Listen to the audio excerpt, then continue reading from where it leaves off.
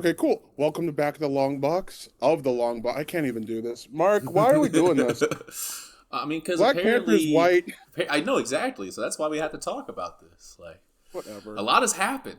A lot has happened since the last time we met. Whatever. No bit. Talk about Black Panther. I cannot. Yeah, we just gotta go right in. For those of you who don't know, we're Yes. both indie writers. I'm Mark. This is Don, and Hi. apparently, Marvel has decided to recruit Black Panther legend Christopher Priest himself to come back to the legendary Marvel Knights series with a new series, The World to Come, quote unquote. Um, hmm if you were ever mad about Black Panther books being political, this is definitely not the book for you. That being said, yeah. So we both gave the book a read, because you want to make sure before you critique something, you give it a read. And it to just kind of briefly summarize what the World to Come is, because Marvel Knights is, I do believe Marvel Knights sits exterior to the main continuity. There are Yeah. similarities between the two. They're very, very similar worlds, but they are not the same continuities. So you don't have to worry about this ruining typical Black Panther mythos. But regardless, um, we have the book open. There's a king sitting on Wakanda's throne. They are reaching out to the youth because their time is up. They are now deceased, and we now have been thrust back into the past to see T'Challa fighting at the waterfall for the title of Black Panther, against another masked individual. And at the start of this fight, he's straight up dogging this dude. Like, it's bad. He does not respect this person. He doesn't even respect his challenge. He says it multiple times to the priests, and the priests do not they do not accept a yield at all. It's definitely obvious this fight's a little bit fixed against T'Challa, but he keeps fighting. Right. A moment happens where he and his opponent keep sparring, and his opponent goes over the waterfall. T'Challa then leaps into the waterfall to save this person, and when he pulls him out, that's when we find out that this is actually T'Challa's son. And T'Challa's son, I believe Katoma is his name. I believe that they had the Tom really big in the bottom. It's spelled Katema, but it looks like, I think it's Yeah. Katoma, or Katama. Excuse me.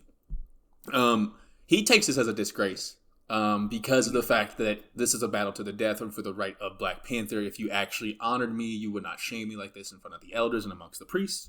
Mhm. He then decides to take a branch off of a nearby tree, taking a weapon into a fight where you're not supposed to have one, strikes T'Challa down, which then sends them into a break, right? They have to then kind of pause the fight, take a second to reconvene, and then continue later. And that's whenever he unmasks himself to reveal none other than Justin Timberlake. No,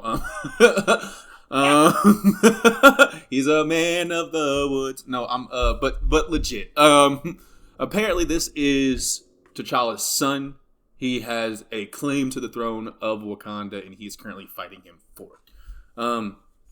We get some flashbacks between like different time periods, but that's the general gist of it, right? Yeah. So this book is coming out of a very interesting time. It is a very interesting play for Black Panther, especially considering where Christopher Priest was when he originally wrote Black Panther originally. So I wanted to start this segment, the the great white hype of the new white Black Panther, right?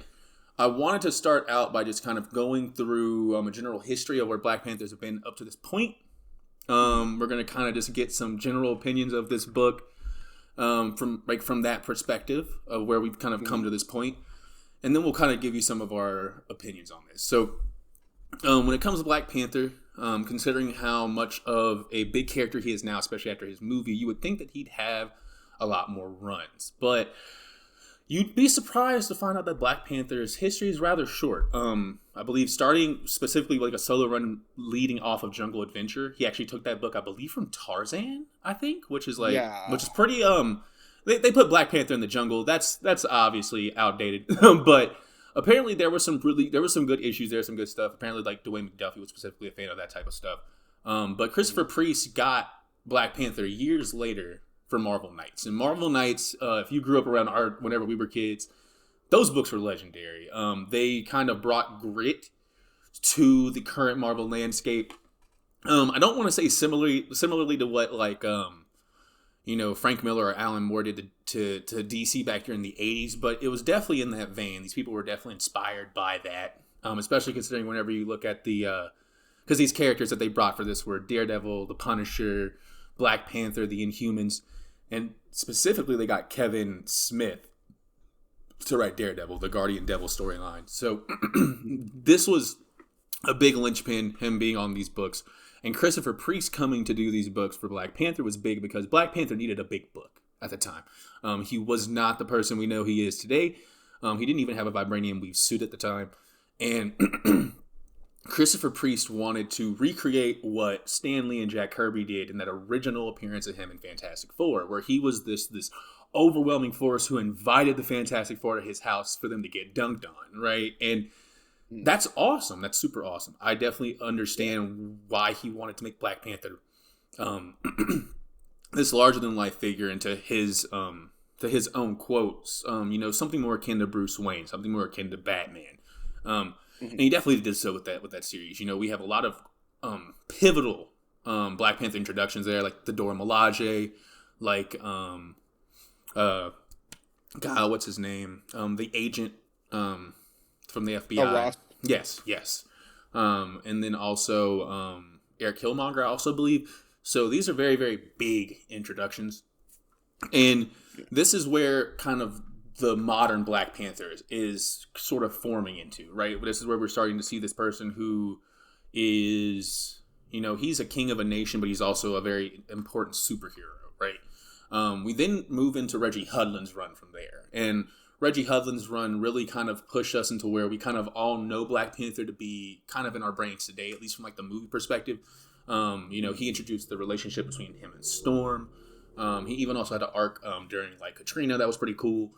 Really, really seminal run. They have a whole omnibus for it. So many great issues there. And I think that what they did a really good job there with was, and Mr. Hudlin, he's a great writer.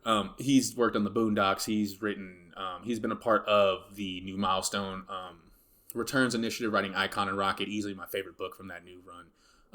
He writes great comic books, and you could tell that with Black Panther, there was like a love for the character there. Like he was reading those original Jungle Adventure books, and he used to complain to Dwayne McDuffie, talking about, I like these books. I like seeing him fight from the brink. Reggie thought he was getting beat to the pulp. He didn't like that. Like he did not have any appetite, quote unquote, to see Black Panther, get beat to a pulp and then come back. He didn't see Bruce Wayne getting beat to a pulp in any comic book. You know what I mean? So he kind of furthered that Christopher Priest notion of what he could be by kind of creating this more like full world around T'Challa. He's not at odds with his nation. He has a loving wife at home, and like they're going through trials and tribulations, but they're still figuring out a way to push forward. And sure, he's in this run, yeah. Yes, she is, and she actually becomes Black Panther in that run, which is super duper dope, dope. Yes. Amazing introductions. Again, landmark work on Black Panther. This is when we start to move into the actual modern era, and we start to see some controversy with Ta-Nehisi Coates's run in 2016, I do believe. And Ta-Nehisi Coates is a seminal political figure, very, very landmark person at the time. Especially, and a very interesting pick to have write these books, considering that like the Black Panther movies are in the theater at the time. So, Coates' run has been critiqued by some people as being overly political, or maybe even a little bit dry in spots. But I appreciated this run because it somewhat removed Black Panther away from the Batman archetype. Right, it took him back into this position of being a political leader and the consequences of, what happens if someone transgresses against Wakanda? What happens if Wakanda goes to war? What happens if Wakanda wants to expand its imperial excellence, right? Because of it being such a leader in the world, right? All of these real questions that need to be answered, but hadn't been answered before. And that some people were, he's a superhero. Why is he killing people? Why is he going to war? All this stuff, right? So that's when we start seeing that stuff. We then fully move into where I think people really start to have a problem with T'Challa with the Ridley run. And that's where you start to see what I pretty much, me and you both considered to be the Black Batman failsafe. Essentially, T'Challa has a bunch of contingencies against all of these Avengers members, all of these different X-Men members, all of these different people throughout Marvel. Pretty much, if you can threaten Wakanda, he has a plan to stop you from doing it. And Mm. I think that's reasonable on paper. And I like the idea of, since we're paralleling him to Black Batman this whole time, what would happen if he went through something similar, some sort of paranoia, loop, where he starts to think about all the ways his friends can hurt him. Suddenly you have all these intense ways that he could come and just demolish you, right? And unlike Bruce, where it's possibly coming from a place of just benevolence, T'Challa, you might not get the same amount of sympathy you might have gotten if you were Bruce Wayne. I'll put it like that. No. Exactly. And I think that from there we move into the Ewing run. Eve Ewing kind of moves into specifically also with the Ridley run. We also go into this idea of Wakanda wanting to be a democracy. The idea of it wanting to kind of thrust away the monarchy, thrust away or not really thrust away. They want to modernize some of these things in a very similar way to how the British monarchy runs right now, where Parliament kind of has most of the political power, and then the kingly state. The kingdom would have more of a figurehead position than it would actually have something that's ruling the nation. Eve Ewing leans into that by doing a T'Challa in exile story, which I believe got a little bit overhated. I think she had some fun little moments with the book. I like the redesign that they did for the suit, but ultimately putting T'Challa at odds with Wakanda is going to have some folks a little bit upset, and that leads us somewhat into where we're at now, where T'Challa's best book is probably The Ultimate Universe with Bryan Hill. And Bryan Hill is a fantastic writer, writes for Hollywood. He's done incredible books all around, whether it be indie, whether it be big two. And I love this book because he writes it kind of like Game of Thrones. You can kind of feel that there's a uneasiness to the throne, and that whoever sits on the throne kind of might get, if they don't do something correctly. It's very much a chess game with your life involved behind the scenes. So really, really fun elements there. I haven't read all of it. I only read the issue 5, but it's pretty good. And that's kind of where we're at to now. Now we have the world to come, with Christopher Priest coming back now to write again for Marvel Knights. And this is for this to be called the world to come, after kind of explaining where Black Panther's been up to this point. Right. Especially to get Joe Quesada back on art when he's been in such a leadership role with Marvel for the last decades at this point. Right. They're going for something here that is either going to be extremely, because I don't think it's going to be well received. I don't want to say that. I think it's just going to be extremely I'm just gonna say written. I'm not even gonna say well written. I'm just gonna say written. They wrote that thing. They wrote it. That's what I'm gonna say. They wrote it. They rewrote it. They edited it. It wasn't just something that they phoned in, right? The revolution will be written down and put in a comic form. But when this is the world to come, right? I think we have to talk about some of the things Black people have been fighting throughout all these different Black Panther runs, and where we're at right now, and what T'Challa means to us as a community. So I want to kind of pass over to you. I guess we can kind of start with, what did you think about the issue itself of this new Black Panther, the White Black Panther? What do you think about this new book? I'm ambivalent in general. It's the first issue. The first issue is always the end on a stinger. Read the rest of this, pretty please. Don't wait for the trade. Get the issues. That's going on. I love the look. There's a lot of the Dora Milaje are just people in black suits now. Yeah. Or they're just really, really heavily silhouetted. And when it's Manta black, literally wherever they are, it's negative space. I love that. So just the whole heavy shot, the book looks incredible. So I'm a big fan of that. The conversation about what Wakanda has become is always interesting to me. I've only ever kind of consumed comic Black Panther and small chunks. Most of my exposure to Black Panther has been Earth's Mightiest Heroes, like that old show, and the movies that came out, which I wasn't the biggest fan of, but I appreciated kind of just the difference in like venue that we got because you can only see New York so many times, you know. But to that point, one of my favorite quotes on this was a leadership of the most advanced civilization on Earth, built around a mountain of the most powerful metal on the planet, was routinely decided by whoever had the best right cross. Yeah, like that was definitely one of the funnier parts of the comic for sure for me too. I appreciate that to no end. Also, Katama looks cool. I think it says Katama. I'm saying Katama.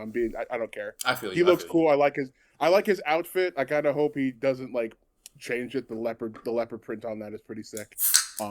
This looks cool. This read really nice. Like no Grota dialogue or anything. This is a really well like technically executed piece, and I'm a big fan of it. And I'm moderately interested in keeping tabs on it. Like there is stuff that is higher on my list of priorities, but like if this just fell in my lap, I wouldn't like this would go close to the top of the list of things I would read. You know? Oh yeah, this is looking really cool. A clean book, a very clean book. I think so.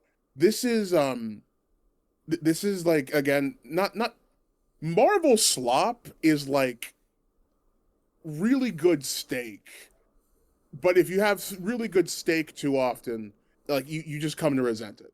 So like this is some of the really good, like technically proficient stuff that I think is that I want to say we should expect from Marvel, but there's a whole thing about expectations there. But like this is cool, this is tight.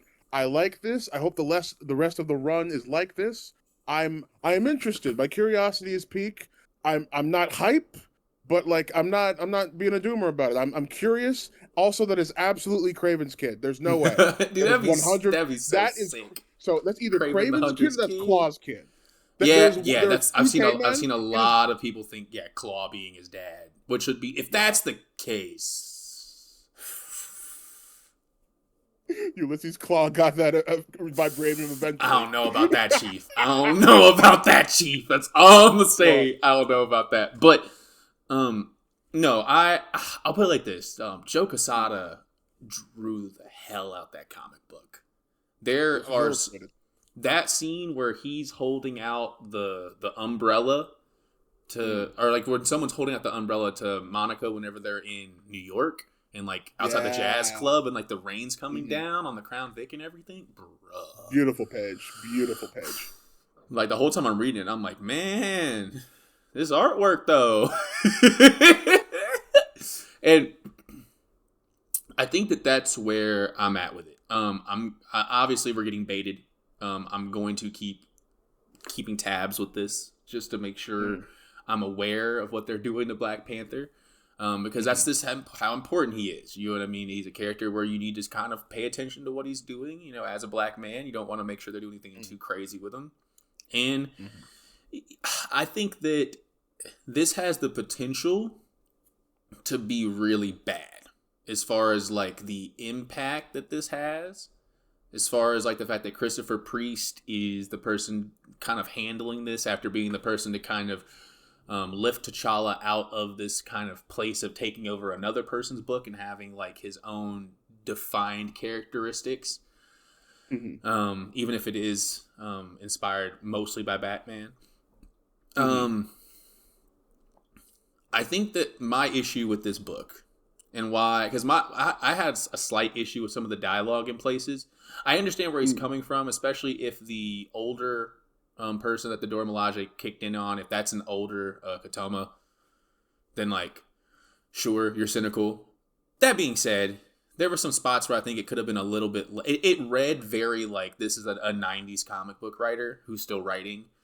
And you don't want to be in that spot where like people are kind of comparing you to Frank Miller, where you're like people are kind of wondering if you're excuse me, I had a doorbell, so my dog's probably gonna bark for a second. How dare? Right, but lack of decorum or respect for the program. Go on though. There's whenever I think about Black Panther and I think about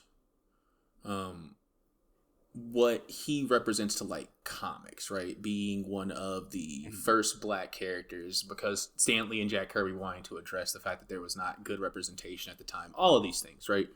Mhm. I think that unfortunately, not even necessarily unfortunately, I think it's just a reality. I think that Black Panther takes on a lot of the. He takes on a lot of the. He takes on a lot of the things that we as Black people have to take on in real life. And what I mean by that is there can sometimes be a never ending attack on Black masculinity.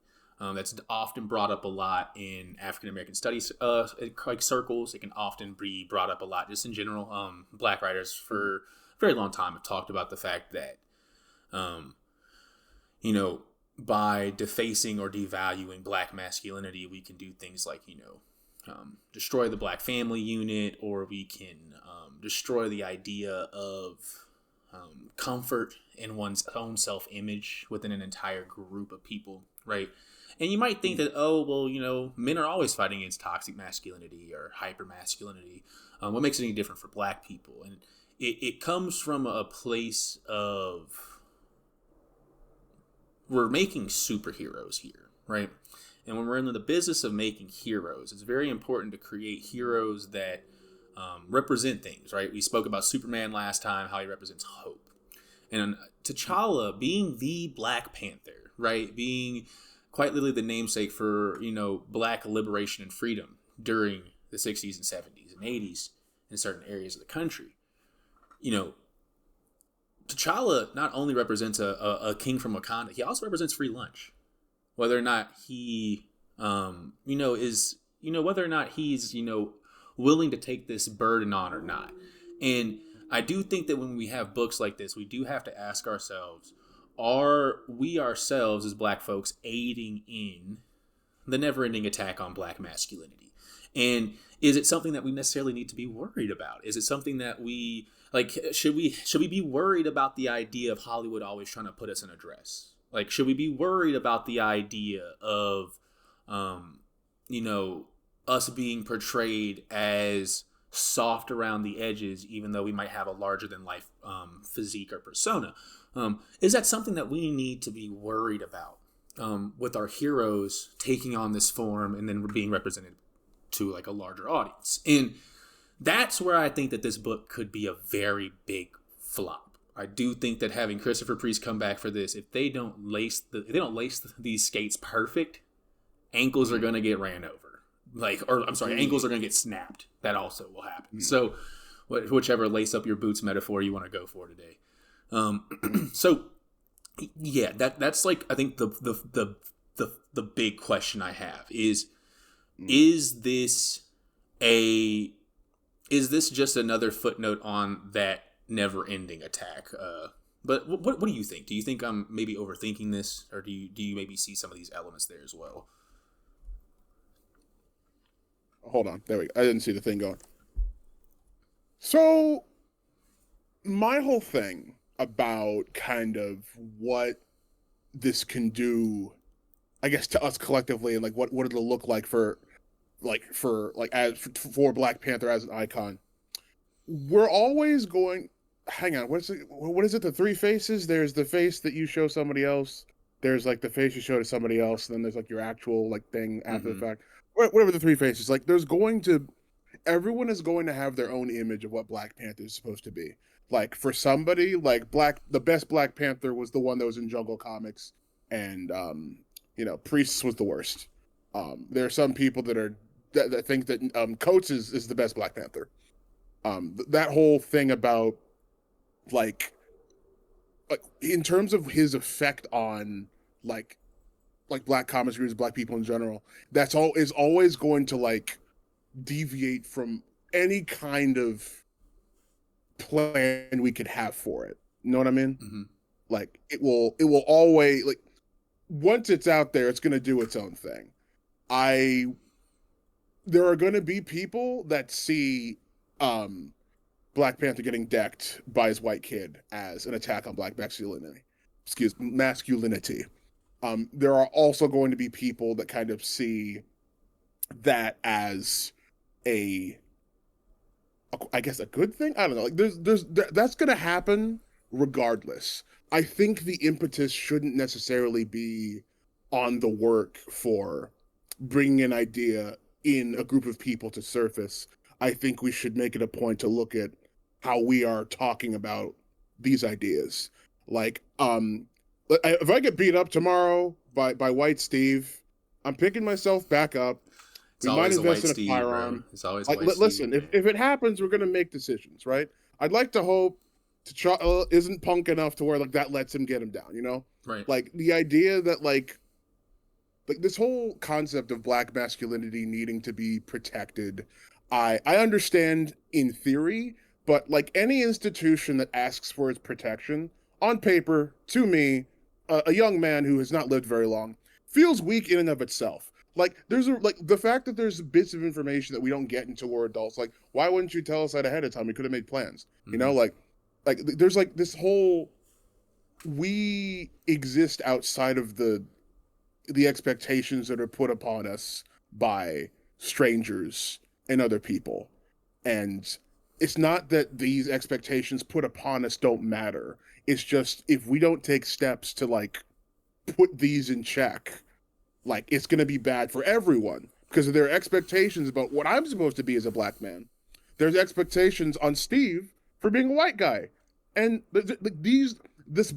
nobody does good in a box. I don't think. If they're locked in a space they are not allowed to exist out of, that is the framework for just about every single bad thing that can happen in general. And that doesn't mean we should start burning down houses and like forget like don't categorize anything. Mm-hmm. But like what blackness means to me is going to be as varied as what brought them into comics, what they like about being alive, you know? We are in a never-ending storm of experiences that will never be able to like really reconcile in totality with the people around us. There's always going to be some separation there, mm-hmm. you know, and like the separation between like who we are and the standards that are put on us. And I think the more grace we give for the people that like are trying to figure that out and that might not exist within our definition of what somebody is supposed to be, I think the better off we're going to be, you know? Yeah. No, and so like that's. I think that's a good point. It brings me into my second point I had about this book, Mm-hmm. which was if we bring up like the never-ending attack against like black masculinity, I do think we need to talk about the whenever the need to prop up black masculinity becomes super toxic. Yes. And how when like for example. There was this pinup I think popped up between like 4 characters. I think Jean Grey, Cyclops, Captain Marvel, and T'Challa. They're playing like a little water game in the pool where like you jump on someone's shoulders and you fight. Well, T'Challa, chicken fight. Yeah, T'Challa's on Captain Marvel's shoulders. Yes. Yeah, exactly. Right, and that caused. I saw a lot of very obtuse comments about that across the socials. Specifically, like, what's that boy doing on that girl's shoulders? Okay. I think we do need to talk about after being put through, the box situation, the never-ending attack against black masculinity. Has Black Panther somewhat, considering that he does represent a lot more than just a king of Wakanda, have we let him and a representation of the Black Power fantasy go wrong? Have we taken this idea of creating Black Power fantasies within narrative fiction? Have we taken that to a place of a toxic representation of ourselves within our own media? And does that pollute our own characters for our own entertainment? Does that make sense? No, that makes total sense. We need to start talking about black people's wrongs. Right, we support women's wrongs. We should be able to support black folks' wrongs too. 100%. Shout out to black people. Anyway, right? No. Okay. So again, I'm not a science man. I took like a college class in sociology. Like, so the basic concept of a response to a societal wrong, quote unquote, going too far, is easy enough for me to parse. In terms of it going too far, this is like it's all about how we measure that. Because like for every like Hotep who's like, yeah, no, every like the black household has been messed with, so that's why I need 17 wives and a compound in Idaho. You know, For there's every like black Hebrew Israelite who's waiting for Zordon to come back. Like exactly like I don't know what the ratios are on this, but like my dad didn't have a dad, and he had same here. 5 kids, Same here.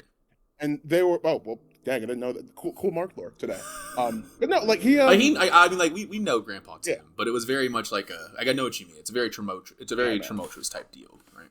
Yeah, no, look, he didn't have a dad, and he had 5 kids, and there were difficulties, but man, did he do his best. Man, did he give us a home, you know? And like we could have a conversation about like how good that is. I'm sure somebody somewhere has worked out like Right, the objective parameters of what a good father is. right. But like there's this whole thing about whether or not kind of this is overextended, I think like I'm gonna ask you like how like are people getting too vitriolic? Well yeah, like we're able to be more vitriolic now because we are able to see people whose opinions like we might not have never have seen because of the internet. You Mm-hmm. know, I understand. like the increased tension is not necessarily a hallucination, but like it's not necessarily that like things are getting more intense in terms of the ideas we have in and of themselves. It's that we are seeing more differing perspectives already. So it's going to already heighten that effect that we kind of get when we see something that we don't already understand. So no, I don't think um again like in general, I don't think it has gone too far, but I think we should be aware about how this can manifest in a toxic way. My dad and my mom, they're like, son, I want you to dress a particular way. And when I grew up, I'm like, I hate this because like I'd have pants that were too tight and like I wouldn't be comfortable because I was a fat man and like it was always kind of a hassle to get new clothes. Being Um, husky's hard, bro. It's hard. it is. I don't recommend it. Don't be fat. Or make it work and get bigger clothes, which is what I did when I got older, and a lot of this stuff kind of just got solved. Cole's Um, cash goes a but long way. it does, dude. No, and like it's. I made it a point to be happy in my own skin after I was kind of told I had to do this performance of looking good for other people. Mm-hmm. You know, so uh, I think it's a matter of looking inward, looking at what we want to be as a people. Strength doesn't necessarily mean that again we need to oppress the people in league with us. You know. Mm-hmm. So, but that's a greater again like this feels adjacent to my wheelhouse, but kind of out of it. And again, this is just in relation to Black Panther too, which is like it's crazy because like you can decouple him from like politics for about 2 seconds before it kind of circles around. Like I don't like I think every character has like it has like some level of like political like weight. I can't think of one that is like more like heavier than like Black Panther while still kind of being a superhero. I think maybe if you look at some of the boys' characters, maybe like Captain America, like he has baggage, but like I don't know how I feel like it's not. Maybe it's because I'm black and like there's just a whole. It's America. Who cares, you know? But like Yeah, I know what you mean. I know what you mean. Black Panther was kind of our guy for a minute, and for some people he is. Like you saw that video of like the non-electric black people. Like Bro, everyone don't get me forgot. Like started yeah, on that, bro. Don't get me started on. They said cyborg and expected that to work. He's a he's not computer. electric. He's a He's no, that's not computer. electric. That's not Storm. electric. What if Doesn't she count. uses That doesn't. wind? Those Bro, are other what? powers, though. I think that's ridiculous. It's just because there's a power She's she has, but making she's not wind just electric. gusts by Listen, manipulating like barometric pressure. That's probably electric based, guys. Like probably. Okay, hold on, engineer. You're not sure? No. I'm All saying, hey right. man, if I've learned anything from Jazz, who's a lawyer, she told me that sometimes things depend. And you know what? I'm gonna take that anytime anybody tells me something about science, because you know what? It really does depend sometimes. It really does. Okay. Actually, you know what? Sidebar. Would you say that black like electric Brazilians or electric black people are worse? You personally? As far as like trope, Yes, because I don't know. Did we talk about electric Brazilians? I know what you mean. There, I can literally Yeah. think of 5 off the top of my head, which is like already a problem. Yeah, I'm just talking about Capcom and how all of their Brazilians are electric. Yeah, yeah. As a, I think so, I what, do think you I have a think I think preference? I think Brazil gets elemental heroes a lot though, like fire and stuff. Like I think that they end up with I think some for some reason. I think maybe because it's such a tropical place. Maybe they just associate it with the elements. That's like not It doesn't make any Yeah. sense, but I feel like they might because you know how comics are. But Legit. I mean, I personally find that there are plenty of black superheroes who are not electric based. Personally, Yeah. it's just some folks are just it's funny whenever you start naming them and people are like, oh yeah, what about this? What about this? What about this? Oh, It's dude, like, do you want to? Do you want to hear something you can't unhear? what? Why are so many aliens played by black people green? Yeah, that's a thing. So that's a thing for sure. Or like they'll we'll play stuff with voiceover effects and we'll be blue. That's another thing too. That's another thing as well. Purple pops up sometimes, like Ebon and Static Shock. He was. I don't want to. He was cold though. He was cold though. He was cool. He was we cool like as him. hell. Yeah, we like Ebon. Ebon went hard. No, but it's Thunderfoot was like the biggest jobber of all time. I don't know why I hate him. Right. Anyway, go on. No, but I'll put it like this: with the black power fantasy in comics, right? I understand the need for us to want to have these characters represent a lot because we are constantly in a space of wanting more from our daily lives, and people constantly talk about how entertainment, media, art is there as an escape for a lot of people, and I understand that. We as black creators, we oftentimes create our own escape. And Black Panther is one of the few times where we didn't necessarily have to originate our own escape, where the big two actually saw a need to represent us and they gave us something. And it wasn't necessarily the best, but it also wasn't Luke Cage talking about no jive turkeys. So like it over the years, I think that what T'Challa's represented, it means a lot. He's a king. He's a king of a nation.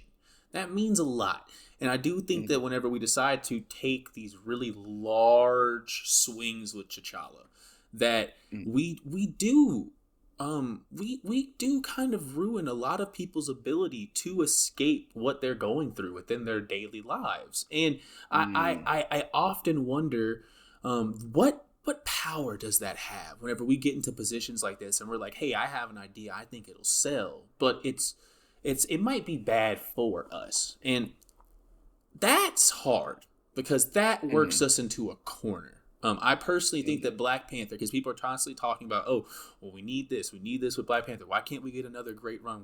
Where's the next Reggie Hudlin run? Like, where's that at? Like, why can't we get another Christopher Priest run? Well, now we have Christopher Priest back, and look at what he wants to write, right? Because we've worked ourselves into this corner, and I do think that, and I don't think that this is necessarily about the black power fantasy going wrong. I think that this might be a little bit attributed to Batman being so closely entwined with what T'Challa's kind of evolved into since the late 90s. These problems Batman fans have too. These like Batman he's been written into a corner so many times to the point where they were like, oh, look, there's a clue in this corner. Like, you know what I mean? Like, that's how bad they've written Batman into the corner because he's unbeatable, man. It's Batman. He shot Doomsday with a bullet of ideas. Like, no, man, no, he can do whatever he wants. And that's, how are you supposed to write something interesting for that? And I think that, unfortunately, because of what T'Challa represents, and because that's even more of a pressure put on top of this already, this like already kind of worked through idea. So, yeah, I definitely think that also hurts. I think the fact that T'Challa has been kind of so closely identified with Batman, that also kind of hurts a little bit, I think. Especially considering that he's a lot cooler than Batman, bro. He's a lot cooler than Batman. Way richer. I got way more bread. Actually knows how to talk to women. Well, come on, man. Like, I'm not trying to hate on Bruce right now, but like, no. I think that a lot of these lags we've had between writer and audience in some of these runs over the last 10 years, last 15 years has been because of that. I think it's because of the fact that, there are some things you just don't want to see Black Panther go through, bro. You don't want to see him gripe about should he be king. What? Bro, you're king. Like, you know what I mean? So there's a lot of these things that like people are like, well, why wouldn't he wrestle with this? Why isn't that natural? Why isn't that good writing? And it's like, because bro, that's boring. Like, you know what I mean? And like, I think that we have to remember that, like, because Batman, there's a lot. Everybody gets caught up in the suit and like the gadgets and like the car, the rogues gallery, all of that.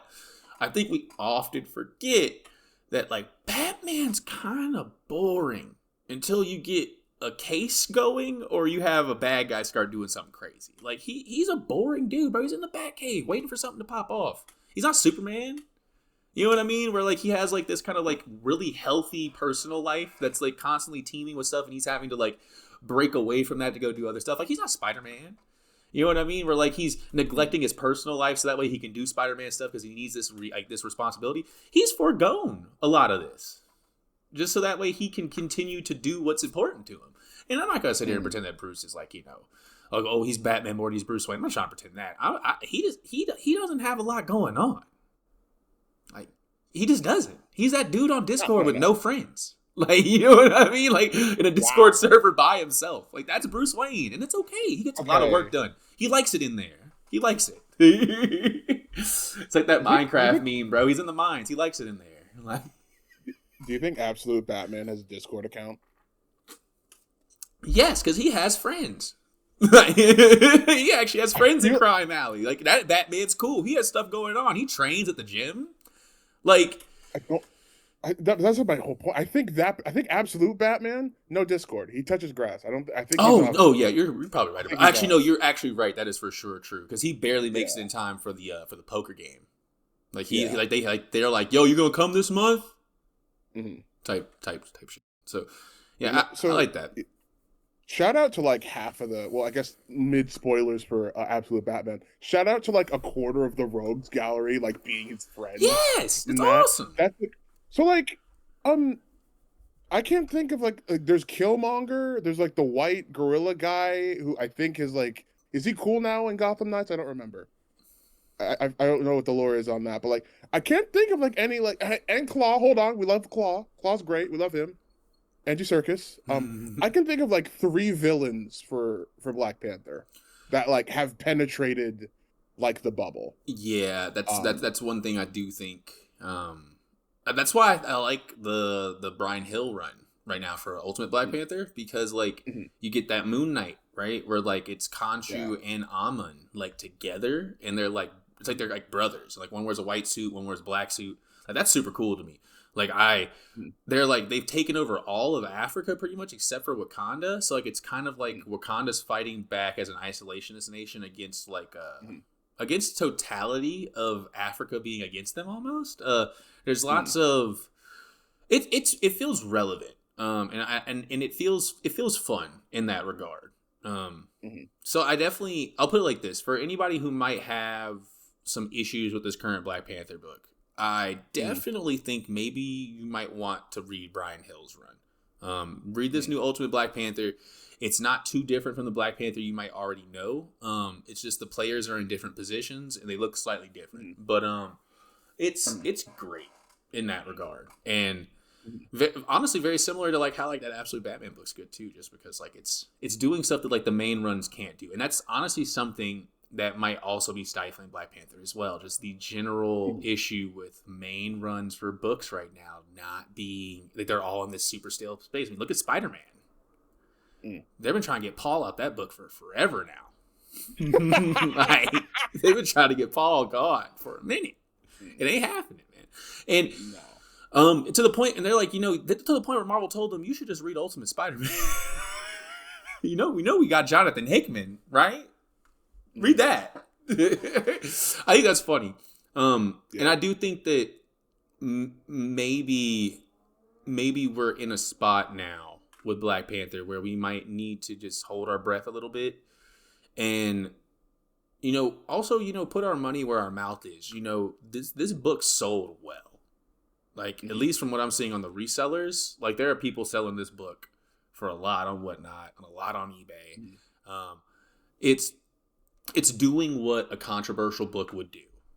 And I'll put it like this. As a black man who's now entered his 30s, 30 years old now.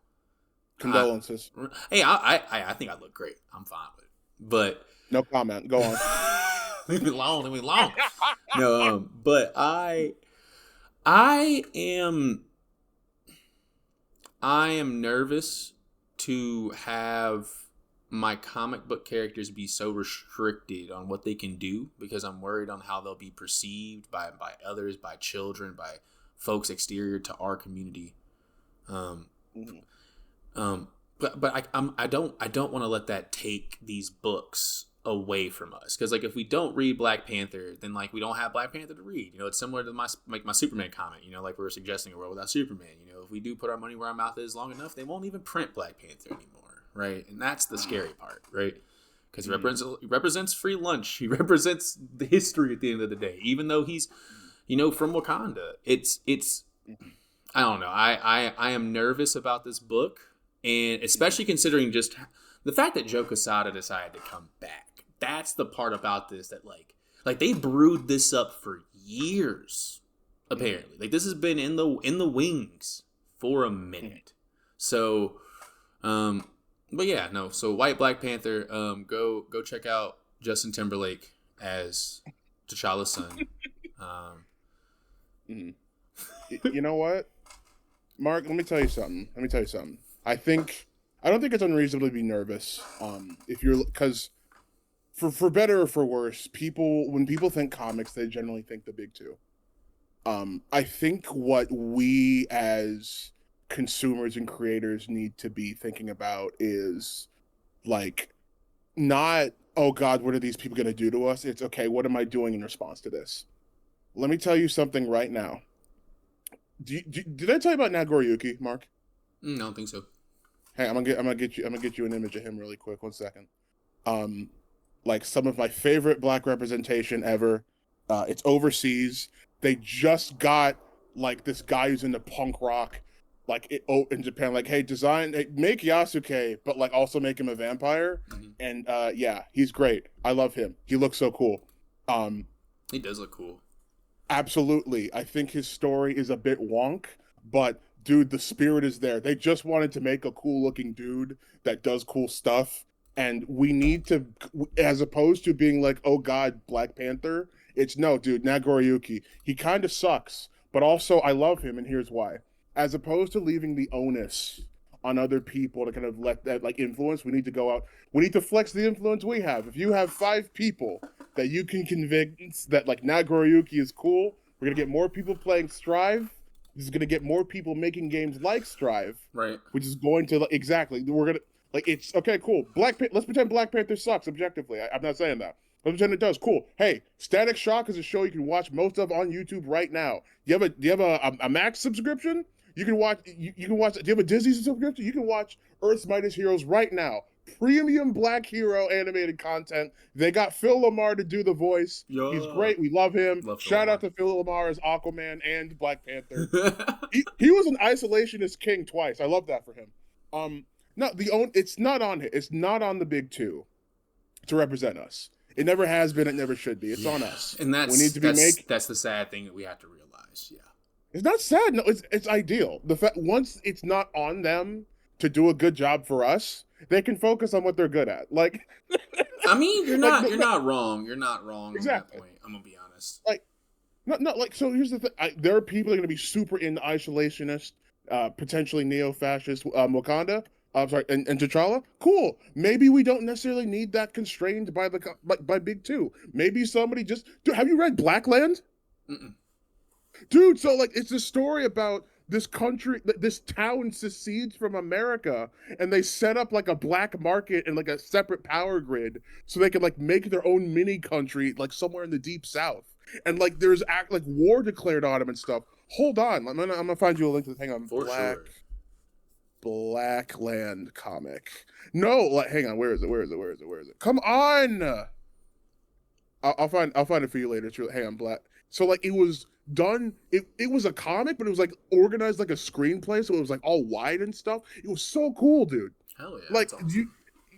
Like I had to find this in a library. Nobody told me this existed. You know. So I gotta tell you. Yeah. Exactly. Yeah. It's not on them. It's on us. Yeah. I as much pressure as people want to put on the people with money, they're not going to do that unless it makes them money. So until that happens, it's on us. That's kind of just it. Yeah, and So it reminds me a little bit of Eddie Huang, the creator for Fresh Off the Boat. He this is based off of his family moving from like DC to like Orlando whenever it was like the 90s, right? So it was supposed to kind of just chronicle the like at least the book did. It chronicled his like growing pains and all of that, and like what it was like to be, one of the first generation, like to be pretty much one of the first, like on the first wave of of like Asian immigration to the South. It was very, very uncommon, right, at the time. mm-hmm. And he talks about how when they go to make the TV show, right, he ends up bailing out, I think, after like the second season or so, just because for him, the book was a lot more than just representation. Like to him, and I quote, representation is not enough. It has to do something.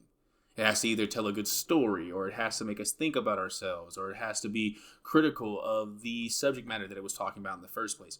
All of that really matters whenever you decide to make media that's like FUBU, for us, by us, right? And to him, ABC eventually just kind of only cared about it being like pastichely Asian. Like, it just needs to represent the family, blah, blah, blah, blah, blah.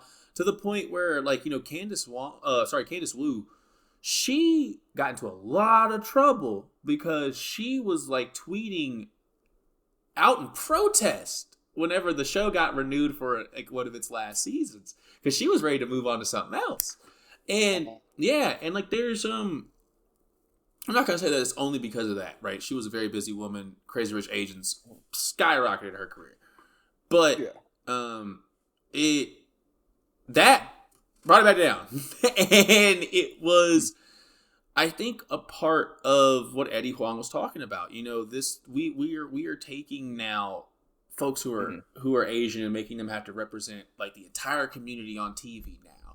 They have to now be like the Asian American immigrant story in facsimile. And that's hard. That's hard. We're playing make-believe whenever we make TV shows and artwork and stuff like this. Like, if it doesn't do something, it really is just a poor photography of what our life was at the time. And that's fine. That's fine. That's still artwork. That is still art. Yeah. It's still art. That's human experience at its finest. But it could have done more. It could have been more. And I do think that I do want our stories for these characters to do more. And that's where I'm hoping that maybe Priest can do that, because it's what he's been known for with Black Panther, and there's no reason why he shouldn't be able to. So I'm going to hope he gets there. We're going to hope he gets there. Because if he doesn't, I have a few Facebook groups I think will be up in a riot if they don't. So we'll see. So 3 things. First, get off Facebook. Second, it is not called. So sorry, the story is not called Blackland. It is called Birth of a Nation, by Aaron Magruder of the Boondock. Of the Boondock. Nice. Calling it Birth of a Nation is hilarious. Calling it Birth of a Nation is absolutely hilarious. Literally. So the in-world country is called Blackland. So Aaron Magruder doesn't miss, bro. Aaron Magruder is so funny, bro. Like, so there's a conversation about his effect with the Boondocks that I definitely don't want to have a conversation about now.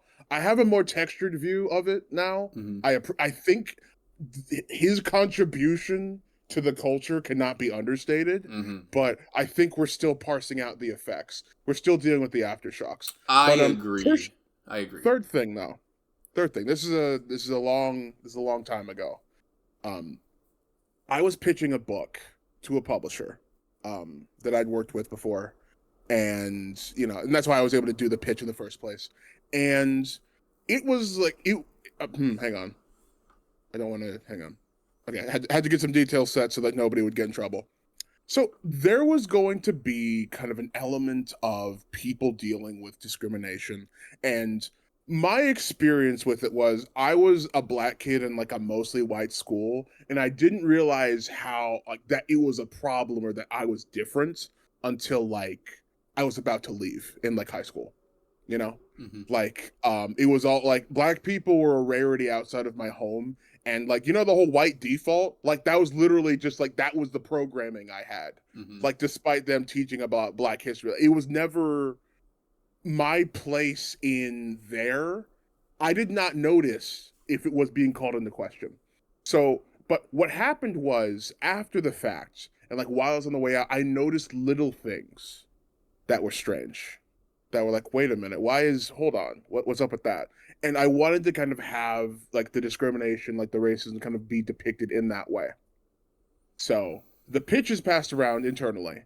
It gets back to me, hey, we showed this to a black guy in the company. He told us that wasn't really his experience with racism, so we'd have to make some changes in this area, right? Okay. And I'm sorry, I didn't realize Todd from marketing had lived my life. Yeah.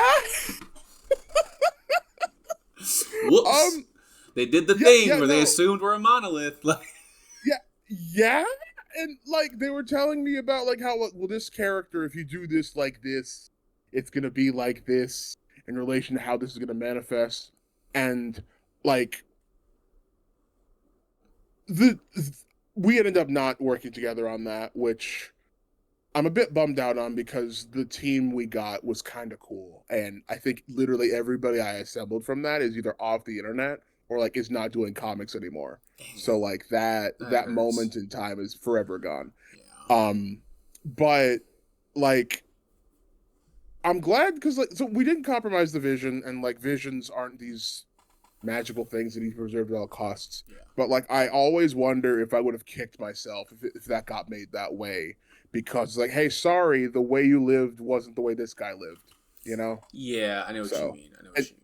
And like so this whole thing of like this is what life is while you're X, I think that is a stupid, ignorant, dangerous idea, because we live in a weird planet where weird stuff happens, and just because we look the same, just because we come from the same town, that doesn't mean we live the same way, you know? No, I can understand that. I there were definitely years, because my mom sent me to a small private school, small little Catholic school in my hometown. And I'm from a small hometown, so like, you know, Catholic school where I'm from is not Gossip Girl, as much as the people where I'm from like to pretend it is.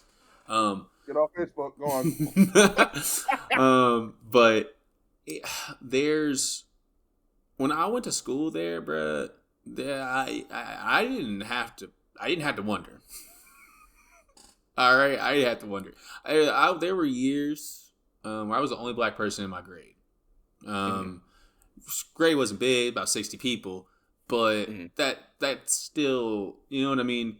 And I think that like I always kind of like, I mean, my mom and my family were pretty like liberal, even though we're from the South, and we're all like, my mom, like, you know, she like worked with the Morials whenever she was younger, trying to do like, you know, poli-sci stuff out of college. She definitely tried to like, you know, go do the thing as far as like, you know, fight with the ACLU or like do work with the Urban League, things like that, right? As far as putting up the good fight, she tried to do it. So I was never under any illusion or anything like that. And like they were very explicit, right? I'm from the South, right, where people tell you very, very, very, very explicitly what there is no knock to the racism, right? That being said, I could 100% see how someone who, like, if someone was living that experience someplace else that wasn't in the South, oh, they could, man, they probably might, they might love their community. It might be that family unit that like they claim to be, where like everyone pitches in, everybody's coming to the homecoming game every year, the tailgate and everything. Like that might be what your life is, but it you know, it's not everybody's. It wasn't mine. And I think that when we decide to say, hey, I showed the black guy your comic, he wasn't a fan. You know what I mean? Yes. I sometimes get that whenever I go out and I talk to people in my local environment here in Phoenix about comics. And that's not to disrespect anyone here. I think it's just a natural thing that people are going to probably do, unfortunately. But anytime I kind of go out and I show people Scion, you know, a comic book that's got, you know, 4 black people on the cover of it, if you look at the variant, you know, they see me, light bright, blue-eyed boy coming in an area that's widely Latino. You might think that I'm just, you know, Latino instead of black. When I plot this black comic book, you're like, oh, I get this response where they're just like, have you heard of blah, blah, blah, blah? and it's like the only other black comic book creator in the area, really. And it's like, why was that the first place you went? And like that's why are you trying to group him up, dog? What's happening? Yes. So like, did you try? Yeah, I met him and I hate him. Yeah, right. Golly, no, it's just like, why are you trying to put us all in that box we talked about? You know what I mean? And like, I think that that's definitely all coming from a similar place of, you know, I think that we've told people for a while that, like, you know, we need representation. You know, they're just looking to get a black book in, like, on the rack in the same way that, like, a grocery store is trying to get the snacks. Mm-hmm. Like, they need a locale offering. That's what we are to them. You know what I mean? We are smart pop on the aisle. Like, there's a quirk, and that's what we're here for. And I do think that if we don't, you know, write the hell out these books, that's all they're ever going to see us as. And it's not to say that we're trying to write it for them. What I'm trying to say is that, you know, when we decide to do the thing, we do it really good. And I think that that's where, I've read a lot of really good books, especially in the indie space, that do everything that people want Black Panther to do. Like, I know a lot of writers who get that done right. Like, you know, if like people like Sanford Green, you know what I mean? Folks like there's so many to even think about. Like Bitterroot just being the first one that popped in my head. You know what I mean? Like there's a lot of folks doing what we think we need the big two to do for us. And like, you know, we got this. We got us. We got us. You know? We outside. Which I think is a great segue. Oh, sorry. Go ahead. So for hold on. Sorry, I thought about this and I had it in my notes and I didn't. I had something blocked. So you know how like Doom is effectively like Doom does a lot of the things that my favorite version of T'Challa does, but like there's no baggage to Doom. He's just a dictator.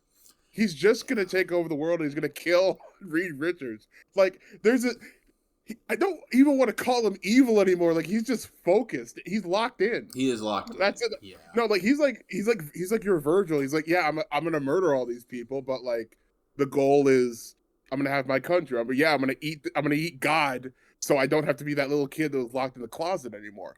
Like there's this unabashedness that I don't really see in T'Challa, and it might be a lack of exposure on my end because I'm not super deep into him. But like we just let Virgil and Doom do genocide. We just let them. When's the last who has stopped?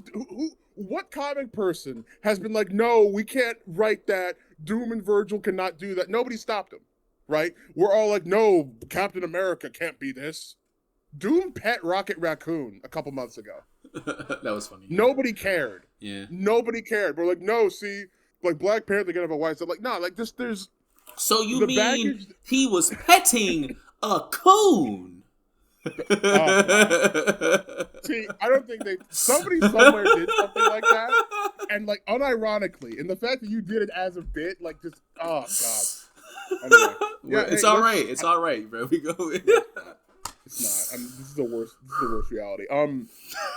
Yeah, no, dude. Let it listen.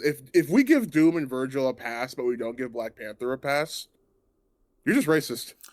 I mean, yeah, bro. He's a king. He's a king, bro. Let him be. Let him do king things. Doom is dictator for life, so it's different. He's a king, right? And he's like, well, you could, yeah, right. When you're dictator for life, right? Suddenly you're Caesar, right? Like they come up with cute little names for it, right? Doom is a public official, so that's the difference. Oh, yeah, sorry, yes, civil servant. Sorry, like Leslie Knope over here, like. Yeah, I think okay. So I think we need more guys that we just kind of let do whatever. So maybe T'Challa isn't the guy. I think T'Challa having to reckon with his kingliness and his people. I'm fine with that as a trope. Everybody else can just deal with it. Afro Samurai, he doesn't care. He's gonna kill the number one band, the number one, right? Number one headband. He's gonna kill Justice. He's just that's it. That's all that matters. He's gonna kill. Number Again, one we got from number 2 to number 1. That's all you gotta there. do. You go. He's gonna fill graveyards. He doesn't care. Like just this whole. Why is it like we need more like untouchable black men so we can feel good about it? They're out there, right? Keep looking, bro. We got Nago. Yeah, there was a blue guy who was in his head for a bit, but he got out, and now he's exchanging vampire proverbs with his vampire teacher. It's great. It's great. No, listen, it's great being black right now. The black characters are the coolest they've ever been. Just go out there and find them. It's scavenger hunt. Go do it. All right, transition us. Next thing. All right. So speaking of all these awesome black characters out here that you can go and find, I think we wanted to talk a little bit about crowdfunding since we are crowdfunding creators as indie folks. And because we had a bunch of folks. Sorry. Go ahead. I said transition us. That was supposed to be the thing I brought. That's my bad. Hang on. Whoops, my bad. No, go ahead. Go ahead. No, go ahead. No. No, so you know what? You actually fed me the thread. What do we call a thread post? Is it a post or is it what is that? I don't. It's something in text. I don't know. Whatever. So whatever. So the comments in question that we are. So you fed that to me. Mm-hmm. So you effectively got 2 things today, but it doesn't matter. No, go ahead. Go ahead. That was the thing. So 615 Comics. He put out a call to readers and creators about their opinions on crowdfunding. Starting with creators, that's us. When it comes to crowdfunding projects, as a creator, what are your thoughts on crowdfunding? And what are some of your personal rules for your campaigns? We'll start with, what are your thoughts on crowdfunding, Mark? How do you feel? So and I'm gonna pop a little drink real quick. Rude. Sorry, very thirsty. So with crowdfunding, as a creator, it is a complete game changer.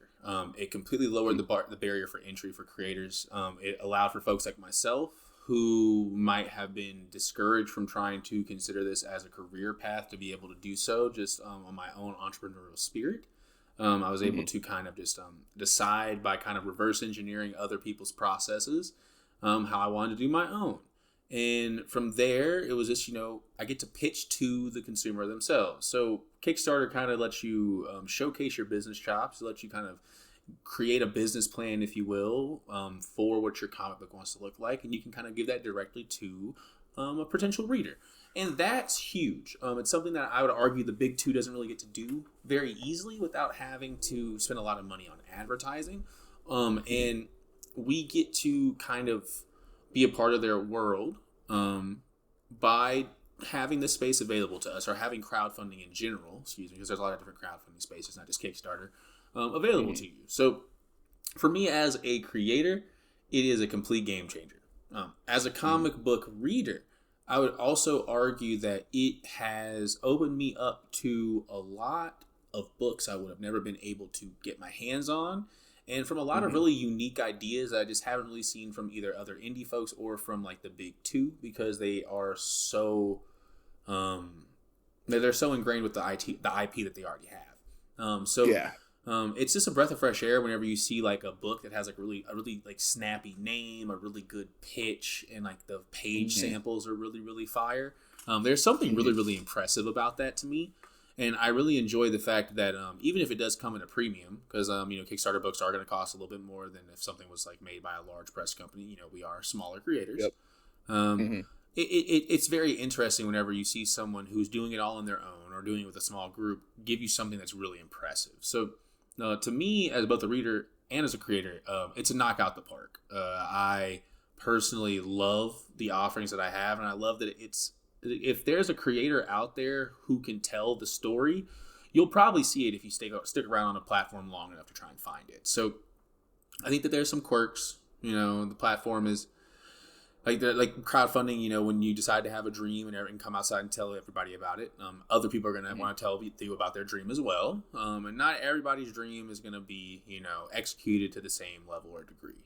That being said, it's a really great community to be a part of, and I would not be able to be a creator without it. At least me personally. Yeah, no. Well said, sir. Thoughts on it?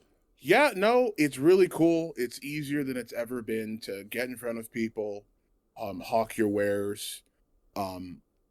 it's not a set it up and you'll instantly get a bunch of money button. I think there was a time when that was easier. And that is kind of one of the downsides as of right now, because it's so easy to kind of get started, because it's so easy to kind of just throw something up right now. A lot of people are doing it. So more needs to be done to kind of get seen. But like not that much more. There's a lot of best practices that people kind of like just straight up don't know to do, which are out there. Um, Always send samples to like small comics news outlets. There's a bunch of lists online. Plenty of people will interview you. Do stuff as soon as you know you can do it, like 2 to 3 months if you can. You know, there's a lot of little things you can know to do.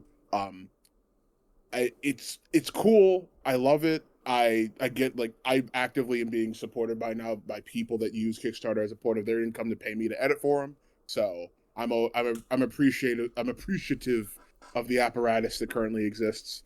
Um, Things could always be better. I think there's a lot of changes that I think could be made that can kind of like smooth a lot of the edges. And I think that Kickstarter as the de facto king as of right now. I don't think is good long term, but like things like Indiegogo and other more like directed crowdfunding things are like, hey, we're just about comics, or hey, we're just about toys. Mm-hmm. Stuff like that. Like competition, like no matter how small, is going to have to push stuff like Kickstarter forward, which is good. So I'm a fan. As a guy making stuff, I like it. I got a thing crowdfunded late last year. Just got it wrapped up. It was really cool. I'm happy it exists. I want to do more. It I'm excited. Definitely, it's a cool set of things to deal with. Yeah. Shipping's lame, but whatever. They got pirate ship, and it's pretty good.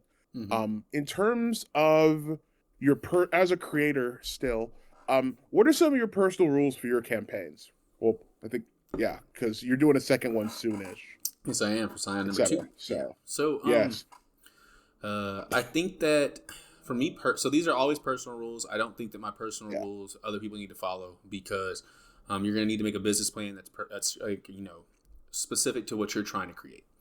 yeah, For me personally, I'm gonna spend a lot of time on the Kickstarter.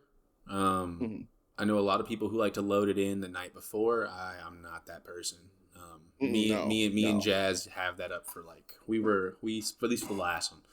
I think we had the Kickstarter probably 90% ready in like Kickstarter itself, and we were just retooling things over and over to get that last 10% right for probably like 2 months, honestly. yeah, Um, just so that way we knew everything was right before we went live. And I know a lot of people, and that's like it's not to be like, oh yeah, I'm structured. No, it's not just that. I don't think I would be able to get it to the level I want it without it. I'm very mistake prone, unfortunately. I was the dude who always made simple mistakes in math class. I always used to have a simple spelling error.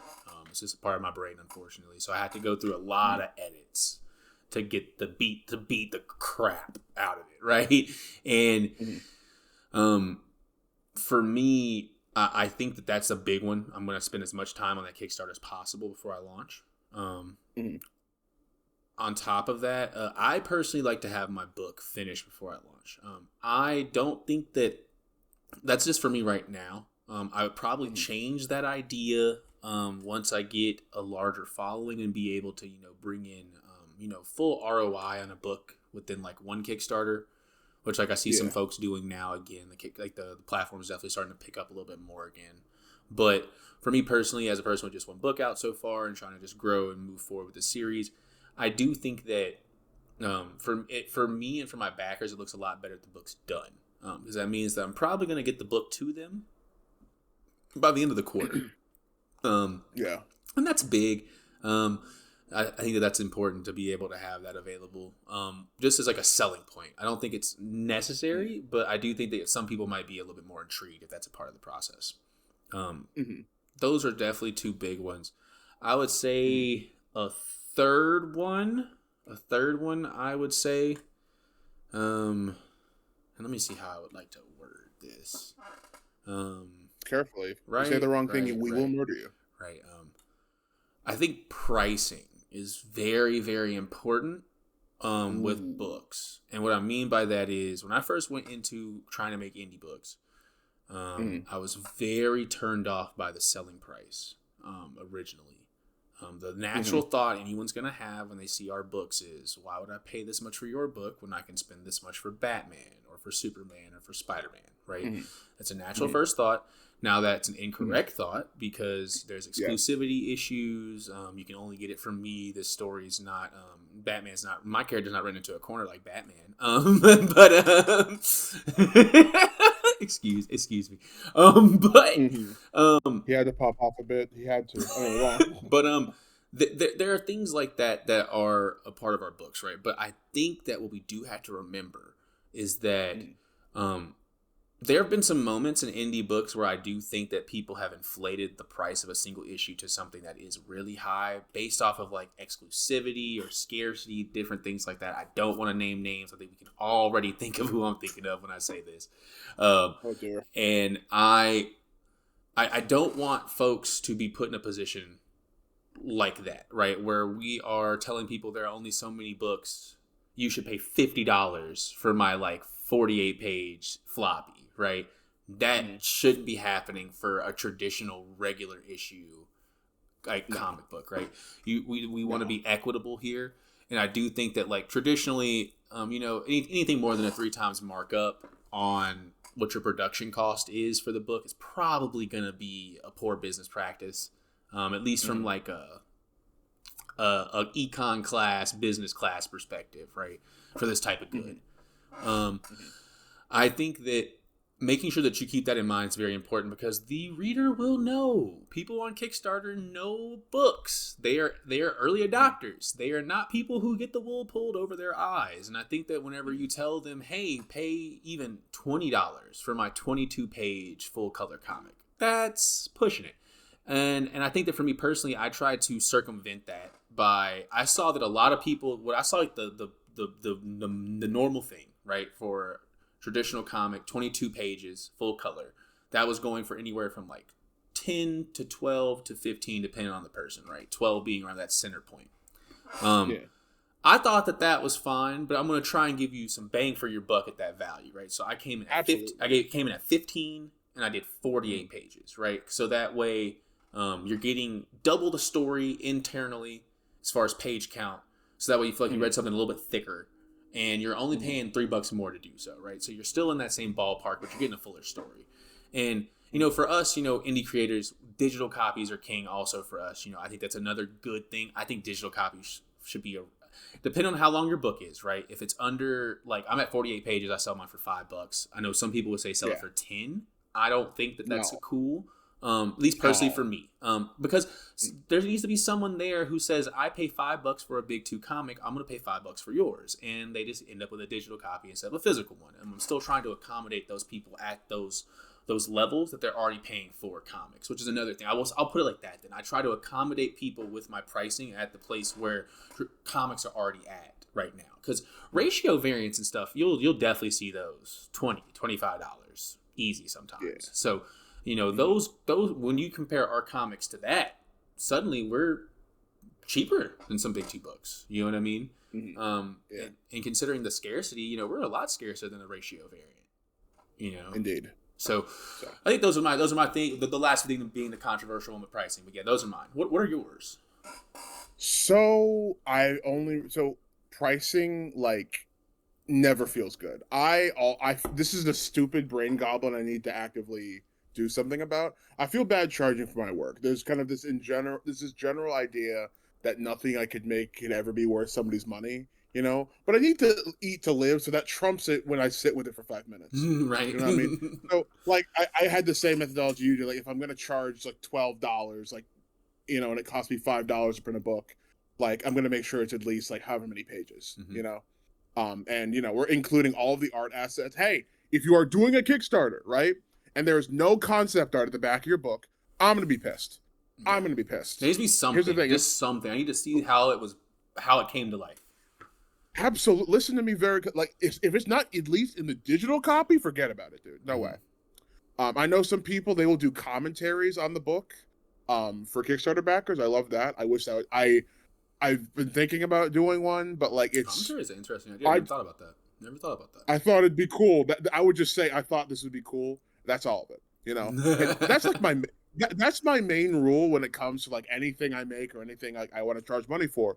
It needs to be cool, and there's nothing cooler than getting more than you expected for less than you thought it would. We can do all of this sustainably. Like it's afterwards now. Everybody who bought a copy of my thing, it was a gambling story, so they all got a poker chip. You I know, got one. It was so nice. It's awesome. thank you. This is not an ad, and I did not pay him to say that. No, There's I just nobody got with a one. It's gun cool. on screen. There you go. Is it up here? No, I thought it might be don't the show that. Okay, Okay, stop. I'll stop. No, thank you, God. Stop. Yeah, no. So we hang on. We didn't. So yeah, we just I just made it a point to be like, okay, I'm a reader. What would be cool for me as a person, to read this? I centered myself in kind of like my interests and what I thought would be cool. There's a danger to this in you might not like. There are only so many people that are gonna have the same sensibilities as you, but I think that's a good place to start. Yeah, I would agree. I guess another really big rule: if you're not good at something, you don't have to do it yourself.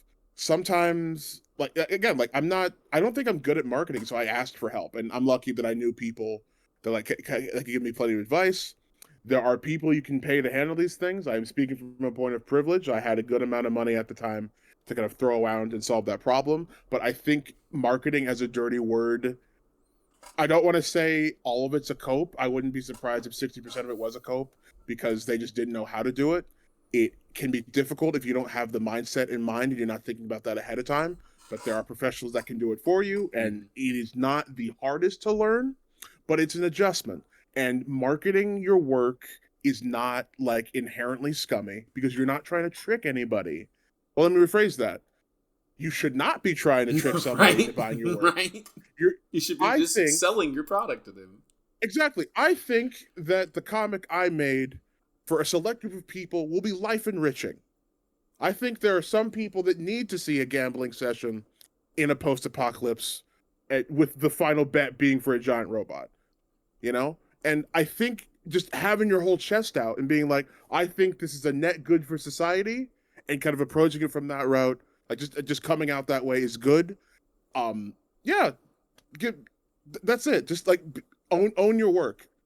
Don't be unreasonably proud of it because like we're making lines on paper. Calm it down. But just go out there.